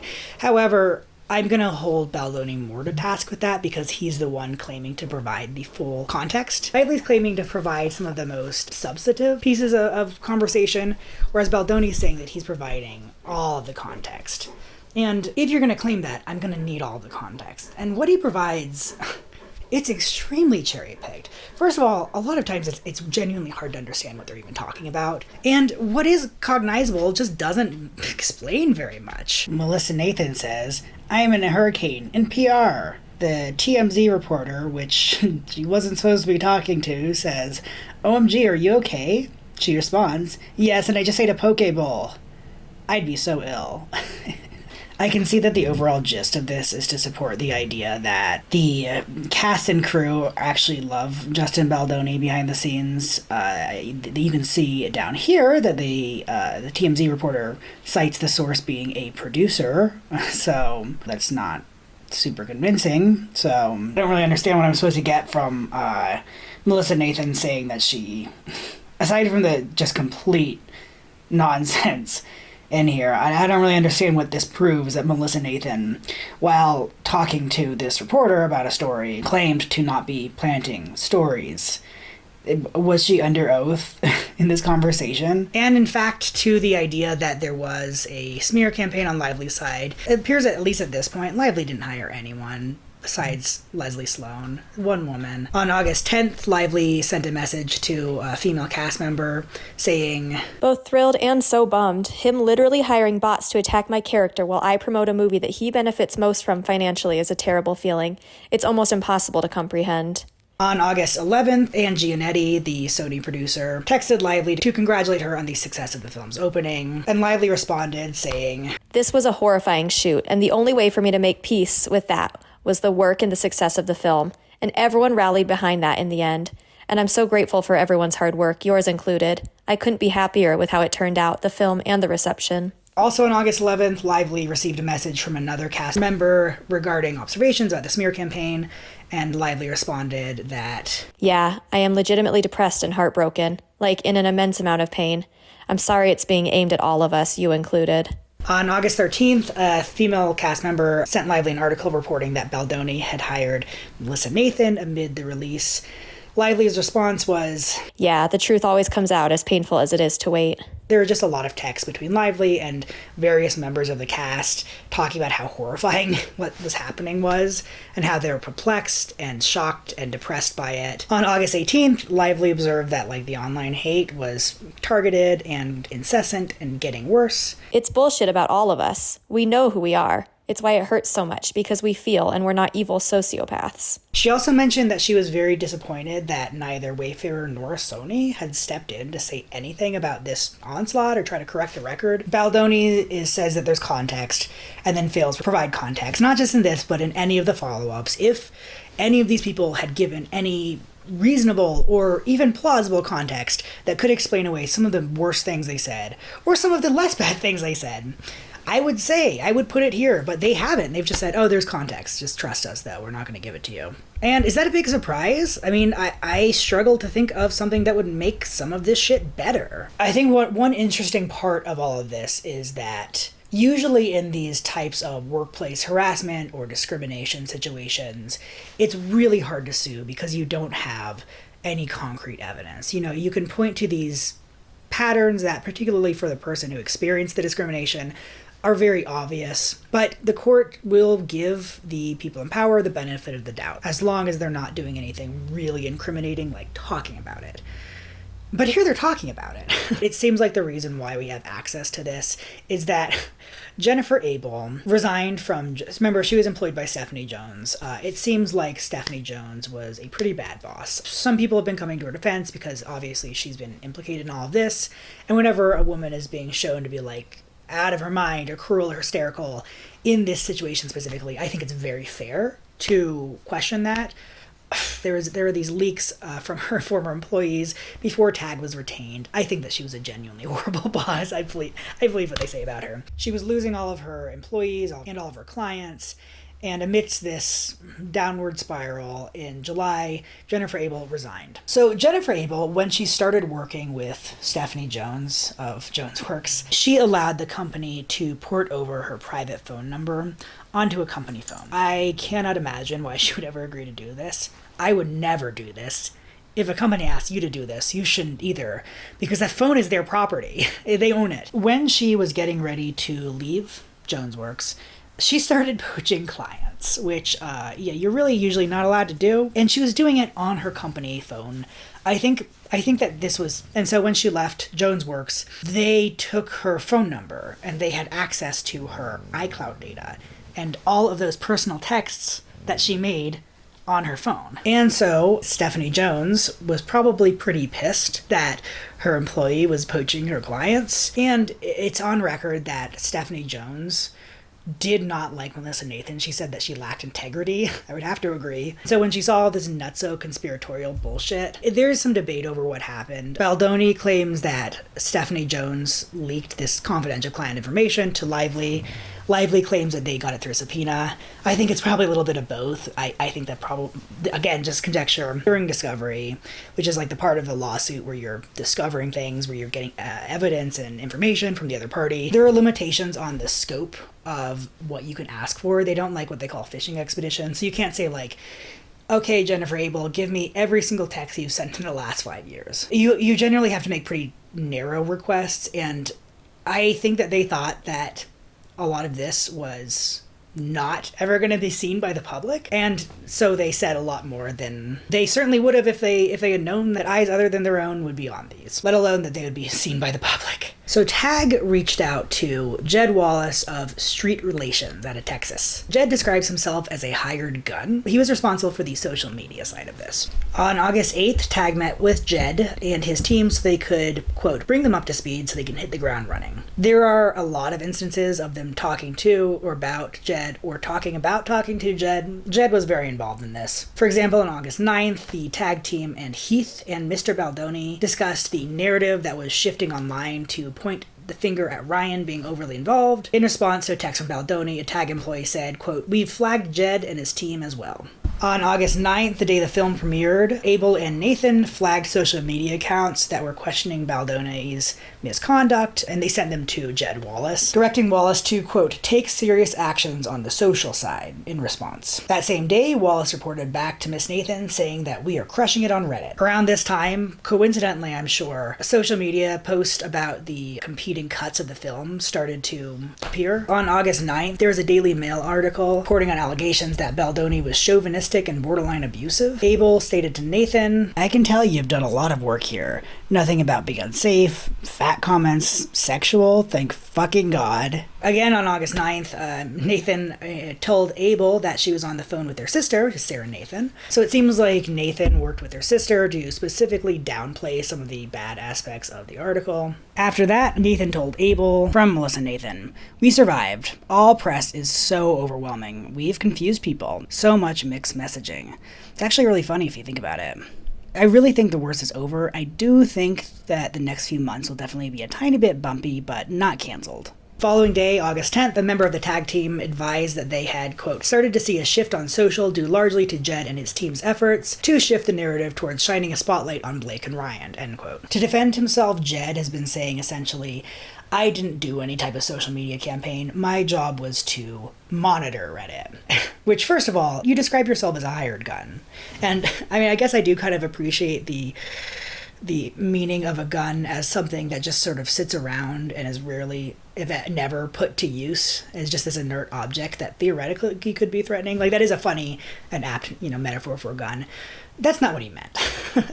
Because nobody gets paid $15,000 a month to look at Reddit. Especially if you have on record people saying they're going to tag you in and that thanks to you, you've seen large shifts on the narrative on Reddit. Were you trying to manifest things through your perception? I forgot to have my friend record these lines, so I will be playing both roles.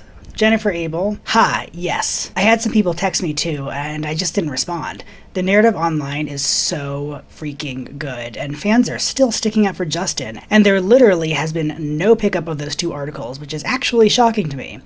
But I see this as a total success, as does Justin. You did such amazing work. From Melissa Nathan, narrative is crazy good. So did you. End quote. The articles that they were talking about and also the, near miss cancellation were articles reporting on misbehavior on Baldoni's part on set. So, that is shocking that it wasn't picked up, huh? Later that same day, Nathan texted Abel that the majority of socials are so pro-Justin, and I don't even agree with half of them, lol. In that same chain, Nathan said, and socials are really, really ramping up. In his favor, she must be furious.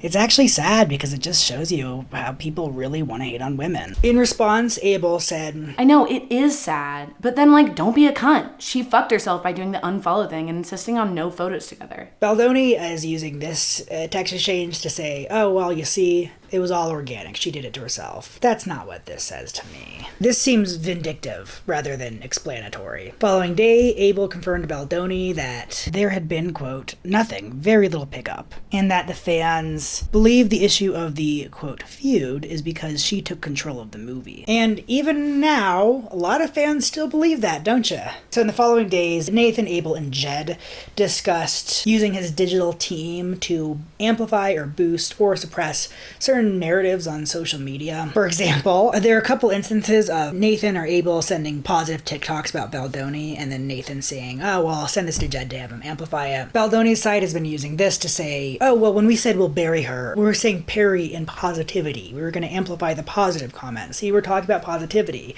First of all, when you say that you don't feel protected enough and you need to feel like you're going to bury someone, that is not a situation in which bury could possibly have a positive connotation. That wouldn't make any sense. Plus, okay, so was Jed just monitoring Reddit, or is he also giving positive boosts to positive stories? Plus, on August 18th, Abel flagged a post on social media where somebody claimed that Baldoni had invited her to his hotel room years ago, and the tag team said, let us chat to Jed on this as well. We're gonna bury that in positivity? We're gonna give a positive boost to that story? Yeah, okay. So on August 18th, Baldoni, on the same thread, pointed to Instagram comments where he was saying there are random posts defending me by people who are private with no followers and look like bots.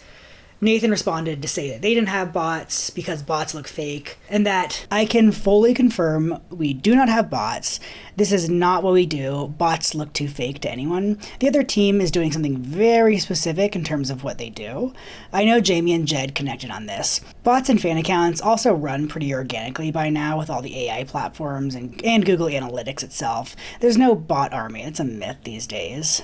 Any digital team these days is far more intelligent to utilize something so obvious. Now, I don't believe anything Nathan said specifically because she's incredibly sleazy. I do think that it seems likely that Wallace was using a team of randos and sock puppets to post things. I do think that he's using bots to downvote things and upvote things on Reddit, but that's not something that you could see. It's not, that's aside from Baldoni's concern about these random posts on Instagram. Abel also flagged Jed in on some posts about Baldoni's time working for a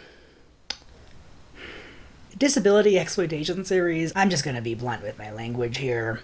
Called My Last Days. It's essentially inspo porn. I guess he is addicted to that stuff. Anyway, there are quite a few accusations about how Baldoni was insincere and manipulative, and he would use the vernacular of social progressivism, and he would swoop in and sort of voyeuristically exploit these disabled and sometimes dying people, and then swoop out, leaving nothing to them. He was essentially a trauma vampire. And there were some posts about that. In response, Abel stated that, I'm assuming this is not true in the slightest. Either way, we flagged a Jed and his team for more serious action on the social side. Around August 14th, people at TAG became aware that there were all these HR complaints about Baldoni. The media started reaching out to Baldoni and Tag and Nathan, to inquire about these HR complaints. Melissa Nathan and Jennifer Abel explicitly discuss trying to blame them on some of the public controversies that were already out there, even though we know that's not the case. From what I understand, she didn't make any HR complaint about the weight thing, and that's what they're trying to say, because they want to downplay the number of HR complaints or the number of grievances in general that were existing against Baldoni. On the 15th, Nathan texted Abel, Daily Mail hounded me, re HR complaints. Jen, this went so well, I am fucking dying. I have to call you later in a bit and tell you how this went. It was genius. So okay, we have 4 majors standing down on HR complaint. I think we're fine on that bit. So they're explicitly talking about killing news stories right now. They talk about planting or killing stories a lot. And they put a lot of fucking money at this. Specifically, Steve Sarowitz, who is a billionaire, who's one of Wayfair's backers, at the premiere event, stated, and this is one of the most insane things I've ever seen someone say. I will protect the studio like Israel protected itself from Hamas. There were 39,000 dead bodies. There will be 2 dead bodies when I'm done, minimum. Not dead, but you're dead to me. So that kind of dead. But dead to a lot of people, if they ever get me to that point. Then I'll make it worth their while, because I'm going to spend a lot of money to make sure that studio is protected. Jesus fucking Christ. And Baldoni's attempts to deny this are just fucking bullshit. They're just bullshit. They make no sense. Their supporting evidence is very flimsy. They require you to ignore so much evidence. So much evidence. That if you believe this, I can say with certainty that they are playing you for a fool. I mean, it does need to be said that Jennifer Abel's right. I've seen the way that a lot of times these guys, these powerful guys, play this plausible deniability game, you know, where they can try in what their minds is pushing over the line while still being able to like blame it on the woman or disavow their actions or say, you know, this is a miscommunication. Like this is just so regular, you know, this is so recognizable, this is so standard, and so it's disturbing to me that way I'm seeing all of these people, either bots or people picking up on bots. I have no idea what proportion discount all of these really recognizable patterns of workplace abuse and talk about how and validate them and dismiss them. If you're in the workplace for a while, you're gonna be exposed to this shit. I don't want people dismissing this to other people in their workplace, and I don't want people invalidating their own feelings if they are subjected to this, which, I mean, this happens a lot. This stuff is not, it's rampant. It's not a one-off. It's an abuse of power, and shitty little guys like Baldoni who abuse power are everywhere. Likewise with Baldoni, his sincere, oh, I just care so much male feminism. I've met so many guys like this. So many guys who are just full of shit. Who I think, I mean, this is just such armchair psychology, but just in my experience, a lot of misogynistic men feel both anxiety and contempt about the judgment of women. And they feel, they're afraid of men. They're afraid of men, and they care a lot about what other men think about them. Like, that's who they project their insecurity on. That's who they measure themselves against in their most insecure moments. And so I think a lot of guys who feel like they can't hack it in terms of traditional masculinity kind of sidestep. So rather than actually thinking about how they think about women, how they treat women, how all those like social narratives have genuinely gotten into their head. They use grandstanding and this emotional high ground that performative activism gives them to distance themselves from traditional toxic men, so they don't have to feel unmanly in their own minds because they're very insecure, and still talk down to women because they are essentially in a savior position. They're in this ally position where they're all about recognizing that they have more power and that they're helping. And so, you know, all they're really doing is recreating this dynamic where they're at the top of the hierarchy, but in a way where they can avoid the judgment of other men as well as women. Okay, I am here on a different day because I got distracted ranting and never actually concluded. So let's recap. What I presented is not an exhaustive list of complaints against Baldoni. Rather, it's what I feel to be the most substantive complaints, and in terms of my own perception of whether or not Lively was telling the truth. That's not to say that the other points don't matter. Whether or not a set has an intimacy coordinator is important. It's just a mix of out of my range of expertise, and to a certain amount delving into stipulations from unions and rules regarding intimacy coordinators that, though important, don't necessarily shed as much light on the interpersonal dynamic that I think is central to the sexual harassment claims. Anyway, let's look back at these claims to gather up what we've learned in totality from these suits. Blake Lively accused Jamie Heath of showing her a nude video of his wife giving birth when she didn't consent, when she wasn't prepared. According to him, at that time, he showed her a video of him and his wife immediately post-childbirth. They were nude. I even had to censor the photo that they provided us. She did not consent to this beforehand. He did show her, his employee, a nude video of his wife. So her allegation is demonstrably true. Moving on, she claims that Baldoni and Heath would talk excessively about their pornography addiction. Additionally, Lively does have witnesses, her assistant and her driver, to Baldoni talking to her inappropriately about how in the past he did not obtain consent for sex, and if the person said no, he simply didn't listen, I wonder if there's a word for that. Baldoni's lawsuit, it says that has never been a porn addict. I have not listened to their podcast enough to speak on this last point. About Heath, specifically, with Baldoni, he talks about it all the time. He talks about it very publicly. I think that the allegation that he talked about it too Lively is very plausible and would be highly inappropriate. Lively claims that Baldoni reached out to her personal trainer and asked him how much she weighed, as a way to sort of hint that she needed to lose weight. Again, she was very, very immediately postpartum. Not that that would ever be appropriate, but there's something I think especially grotesque about doing it right after a woman gives birth, especially as a kind of a natalist who really valorizes the role of women and mothers. He confirms that he did reach out to the personal trainer, and he did talk about her weight. However, he said that he didn't specifically ask how much she weighed, but rather asked him for some back exercises because he would have to lift her up. Note that his recollection dovetails with asking the trainer how much she weighed very well. And the personal trainer wasn't his personal trainer. This personal trainer, by his own account, had given Baldoni a single workout routine. And that was well before Baldoni reached out to ask about something involving picking up Lively. This is very strong evidence to Lively's point. Lively claims that because she was working, again, like 4 weeks after she'd given birth, she had a newborn, when they were filming, both her and her infant were exposed to COVID, and Wayfarer, despite knowing this, did not tell them. Wayfarer responds by saying, "We had no contractual obligation to tell you," which is not a denial.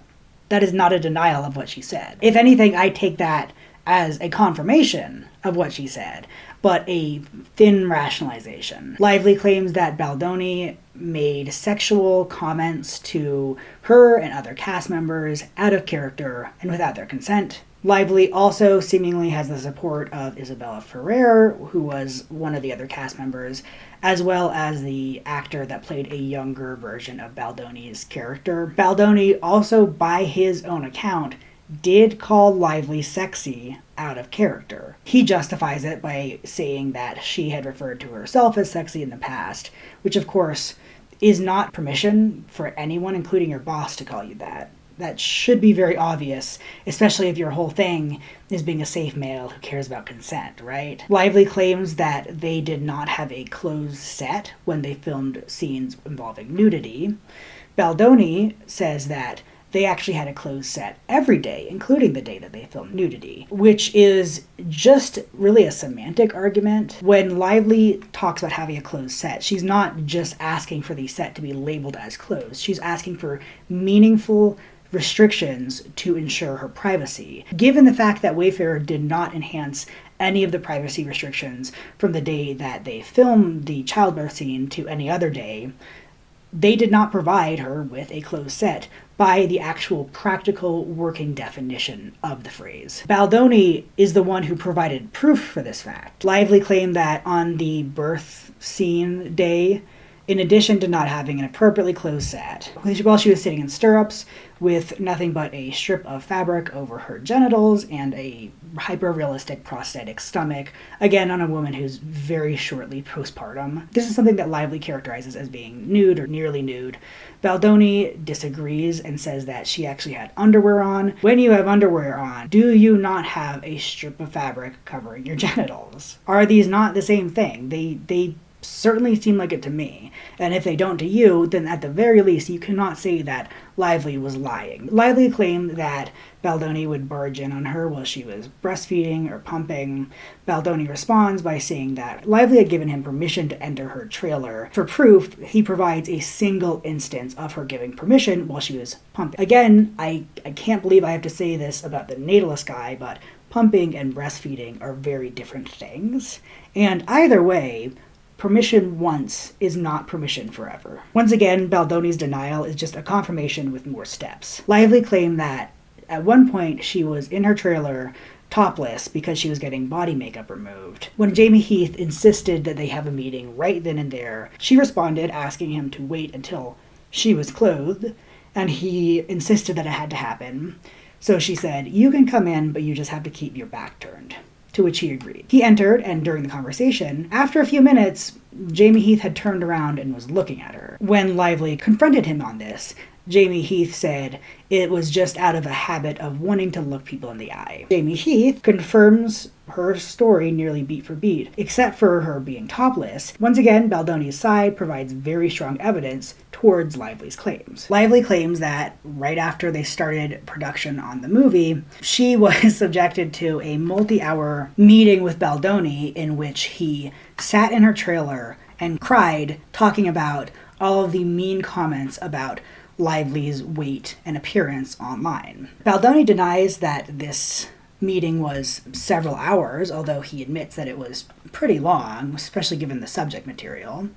He does admit that they were talking about negative online comments about her body and weight and appearance, and he admits to crying, but says that it was because Lively complimented him. Lively claims that during multiple scenes, Baldoni excessively improvised kissing that was not present in the script. She cites specifically 2 different scenes. One in which he insisted on reshooting a kissing scene over and over and over again, far beyond what was rational or appropriate, and the other involving a scene in which they were dancing together, and there was no kissing in either the script or the book, but Baldoni kept trying to improvise kissing, even though Lively said no both body language and with her words. Baldoni does not acknowledge this first alleged instance, where he was reshooting the scene over and over again. Despite not acknowledging the other instance, he claims to provide a complete refutation of her points through that leaked footage that we went through in excruciating detail,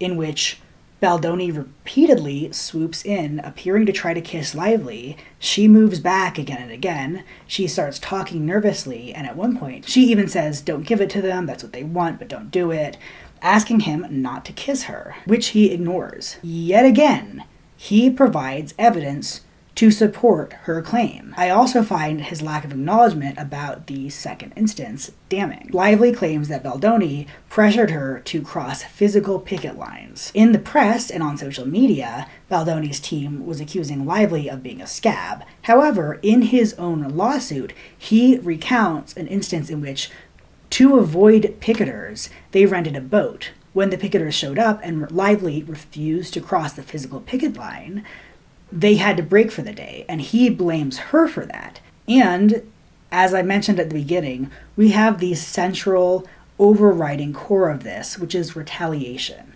In the micro, Lively talks about how when Baldoni would try to hug her or hug another female cast member and they rebuffed him, he would get snippy, he would be hard to work with, he would retaliate. There are text messages between Lively and another female cast member commiserating about this very shortly after filming started. Again, well before Lively could possibly expect this movie to be a slam dunk financially, making the notion that she was pre-planning this Machiavellian ploy from the very beginning completely implausible. And in the macro, we have this grand social media smear campaign as retaliation. One of the things that made Lively vulnerable to the smear campaign is the fact that she's powerful, she's wealthy, she has a lot of social and financial capital. I too resent the rich. However, a less powerful actress would not have been able to halt filming to have an all-hands meeting to address the sexually inappropriate behavior from Baldoni and Heath. This is a very just use of capital, of power. She was not only protecting herself, which she had every right to do, from gender-based discrimination,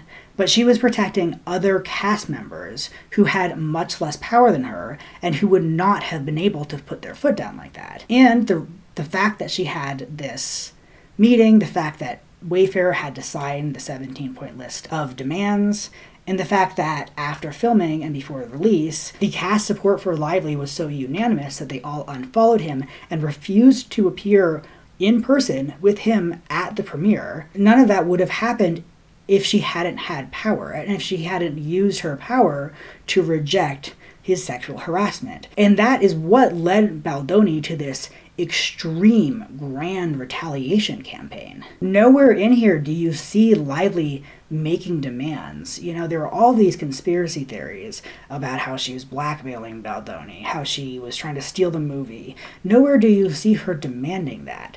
All of her demands center her safety as a worker. If she was trying to steal the movie, would she not have asked for more money? Why would it make sense to do this grand and very risky and strange ploy, but not earn any money for it? You're just doing extra work so that you can do extra work without getting paid. And let's talk about the cast. How on earth would she have marshaled all of this cast support if she wasn't telling the truth? Was she blackmailing everyone? Wouldn't there be even a shred of proof about this? Why would she be so good at blackmailing if, at the end of the day, she didn't even get paid more for the extra work she did? In Baldoni's narrative, her motives, her goals, her actions don't make any sense. They don't make any sense. However, in Lively's narrative, there is such a clear and recognizable pattern of harassment and retaliation, culminating in this massive retaliatory smear campaign. Lively is telling the truth, and Baldoni agrees with her.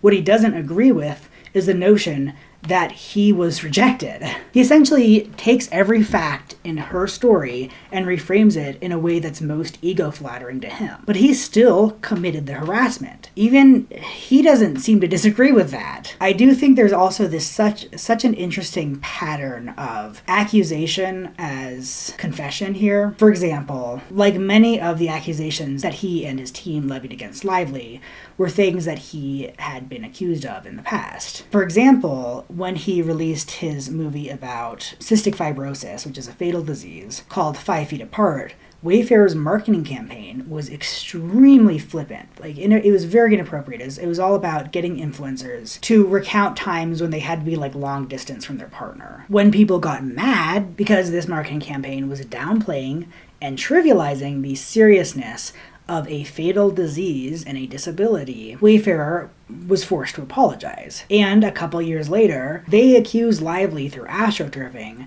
of trivializing the seriousness of domestic violence through Wayfarer's own marketing campaign. They accuse, again through astroturfing, Lively of being a mean girl. However, you see this pattern of Baldoni saying one thing to Lively and then saying another thing behind her back, of him refusing to communicate with her, of him to her face thanking her for feedback and accepting it, and then taking personal offense to it. Classic mean girl shit. Everything I've seen from Lively was her supporting female cast members and being very kind to them. Even in her lawsuit, though she would have benefited from directly naming the other cast members who were accusing Baldoni, she specifically stated that for their own safety and privacy, she was not going to in the public filings, although they would testify at trial. That's a very significant personal reputational sacrifice to keep these other women safe. Something that Baldoni did not do. He leaked HR filings, he leaked people's names, he essentially put these people on blast. I'll link a more in-depth video about this below, but I'd be remiss if I didn't mention one other thing about Baldoni that inform my perspective on him. I didn't learn about this till after I had read both lawsuits, but it's pretty serious. So he directed a show called My Last Days about people with terminal illnesses. Very cloying as a show. Sorry. So when I was reading his book, he would halt at random points in whatever little anecdote he was telling to talk very effusively about the disability community. Those are his words. How much he respects the disability community, how much he supports and admires the disability community. And it kept coming up over and over again. I thought it was very odd. Even if I had a high opinion of him, I would find it kind of suspicious, right? It was so out of nowhere. It was so excessive often. It was just, by the end of the book, I strongly suspected that he had some dirt out there involving him and the disability community. Again, I'll put a more in-depth video about this below, but I was right.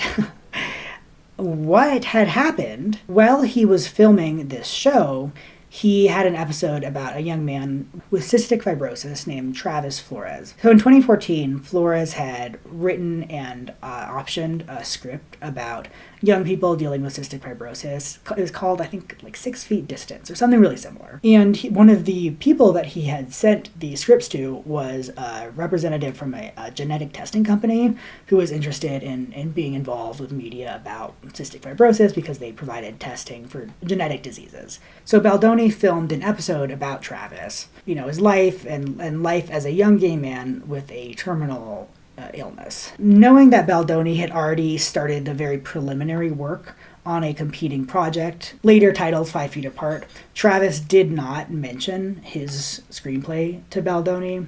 However, after Baldoni began work on this movie about cystic fibrosis, he brought on a couple of consultants. One of them was a young YouTuber named Claire Wineland, who passed away before the movie was completed. She was the only person involved that had cystic fibrosis. Another person was a retired nurse to give medical information. Again, I do not know why they didn't have anyone else with CF. And they had that woman who was the representative from the genetic testing company who had received Travis's script. After she was brought on, the movie took on a suspicious number of similarities to Travis's script. So much so that when Travis and his family actually watched the movie, they were horrified and realized that, according to them, Baldoni had plagiarized a significant portion of his movie. So Travis hired a lawyer and sued for copyright infringement. The lawsuit was dragged on for several years, well past the preliminary phase, which indicates that it was not frivolous. However, lawsuits like that are wildly expensive. So much so that Travis's lawyer advised him to drop the lawsuit because Wayfarer had so much more money than he did. They could drag out the lawsuit forever. They could financially devastate him in legal fees, and the stress from the lawsuit was imperiling his health. Following his lawyer's advice, Travis dropped the suit. That lawyer became Baldoni's lawyer. That was Brian Friedman, the one that is responsible for this god-awful lawsuit. How this is not a disbarable conflict of interest, I genuinely do not know. It's really incredible how much lawyers can get away with once they're barred. But this is a horrifying, exploitative, scumbag move. Suddenly, all of Baldoni's bluster about how good of an ally he is started to make sense, which I think is interesting given how his entire brand is being a male feminist. He talks effusively about being a safe space for women, making men safer for women, having a safe masculinity. In psychology, there's this thing called... what's it called? In psychology, there's an idea called reaction formation, which is when you recognize it's on some level, some part of yourself that is stigmatized or wrong or bad, and you feel shame about it. And in order to rid yourself of those feelings of shame, you outwardly project the opposite. So, perhaps a very sexist man, a predatory man, projects himself as this big male feminist, as a safe man, to both internally and externally disavow this negative part of himself. I'm no psychologist, but I think descriptively, this really fits the bill with Baldoni. So what are some of the takeaways from this as a whole? Initially, I had the strong urge to do that sort of leftist defeatism where, you just look at social media, which inherently has a right-wing tilt. The content algorithms operate on anger and fear and righteous indignation, which feeds into a lot of biases. And so they just kind of inherently have this right-wing angle to them. And looking at that and looking at how much that feeds into these sexist hate mobs, it's so easy and tempting to just throw your hands in the air and to say, get offline. The internet's bad for you. You need to leave it. And there is a certain degree of that for just psychological health. I'm again, not that online. And so I'd be a hypocrite to advise people to never go out and add a signal and touch grass. However, this is the seat of cultural power, right?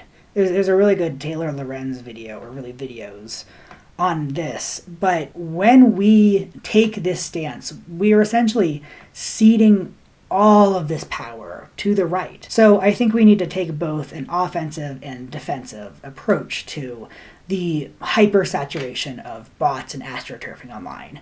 Assume that everything's botted. If you've ever worked in IT, you'll notice that boomers tend to be really susceptible to phishing because the level of threat just doesn't occur to them until it's too late. Whereas somebody like me, someone around my age or younger, assumes that everything is a scam until enough vetting is done to prove otherwise. I think taking that approach to online content in general is wise. So be hyper vigilant when you're on Reddit, when you're in comment sections, when you're around a lot of anonymous accounts, but still be vigilant about the trends in the actual content when it's a content creator. Be suspicious of content canceling a woman that when you dig into it, the actual accusations aren't that bad. Be suspicious of hyperbole. In terms of like totally hollow celebrity criticisms, I think Hailey Bieber and Sabrina Carpenter recently are very good examples of this, where there's this massive cultural, blowback over nothing, really. What Hailey Bieber is being accused of stalking her husband, that's the dumbest thing I've ever heard. And yeah, he seems frankly pretty, let's say, unkind to her. But that's him. That's him being a bad person. That is not a reason to be upset with her. That's preposterous. And Sabrina Carpenter, this pearl clutching, this think of the hypothetical children if they should be exposed to this. It's ridiculous. It was completely hollow, and frankly, that blowback was suspiciously short-lived too. I have to wonder. And in the broader sense, outside of these smear campaigns, just be aware of how astroturfing is present politically. The right does it a lot. And the narratives that they very consistently try to push is, one, democracy doesn't work, or alternatively, America is not a democracy. Voting doesn't matter. A lot of this blue and on bullshit, that strikes me as being very astroturfed, because when you dig into it, the actual theories don't really have legs. Aside from ooh, it could happen. Well, it didn't. But the overall impact of these narratives is that voting isn't worth it, is that the elections can be rigged, so what's the point? It undermines faith in democracy. And really, don't assume that what you're seeing online is reflective of any cultural consensus, of any social consensus about the truth, about anything, because it could not be. That's the defensive side of things. The offensive approach that I'm advocating for, well, let's say I'm not advocating for it, okay?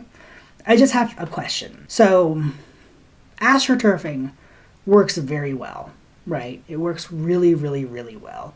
Blake Lively, a victim, was smeared once, and then after we realized that we had been tricked like a bunch of fucking dipshits, they did it again. They tricked us again just as easily, because it just works that well. We know for a fact that the right is using bots in massive numbers. Why don't we do it? I don't believe in leaving any tool on the table, particularly right now. I mean, of course, I'm sure there's some lefty astroturfing to some degree, but I've done all these. I've done a lot of sampling.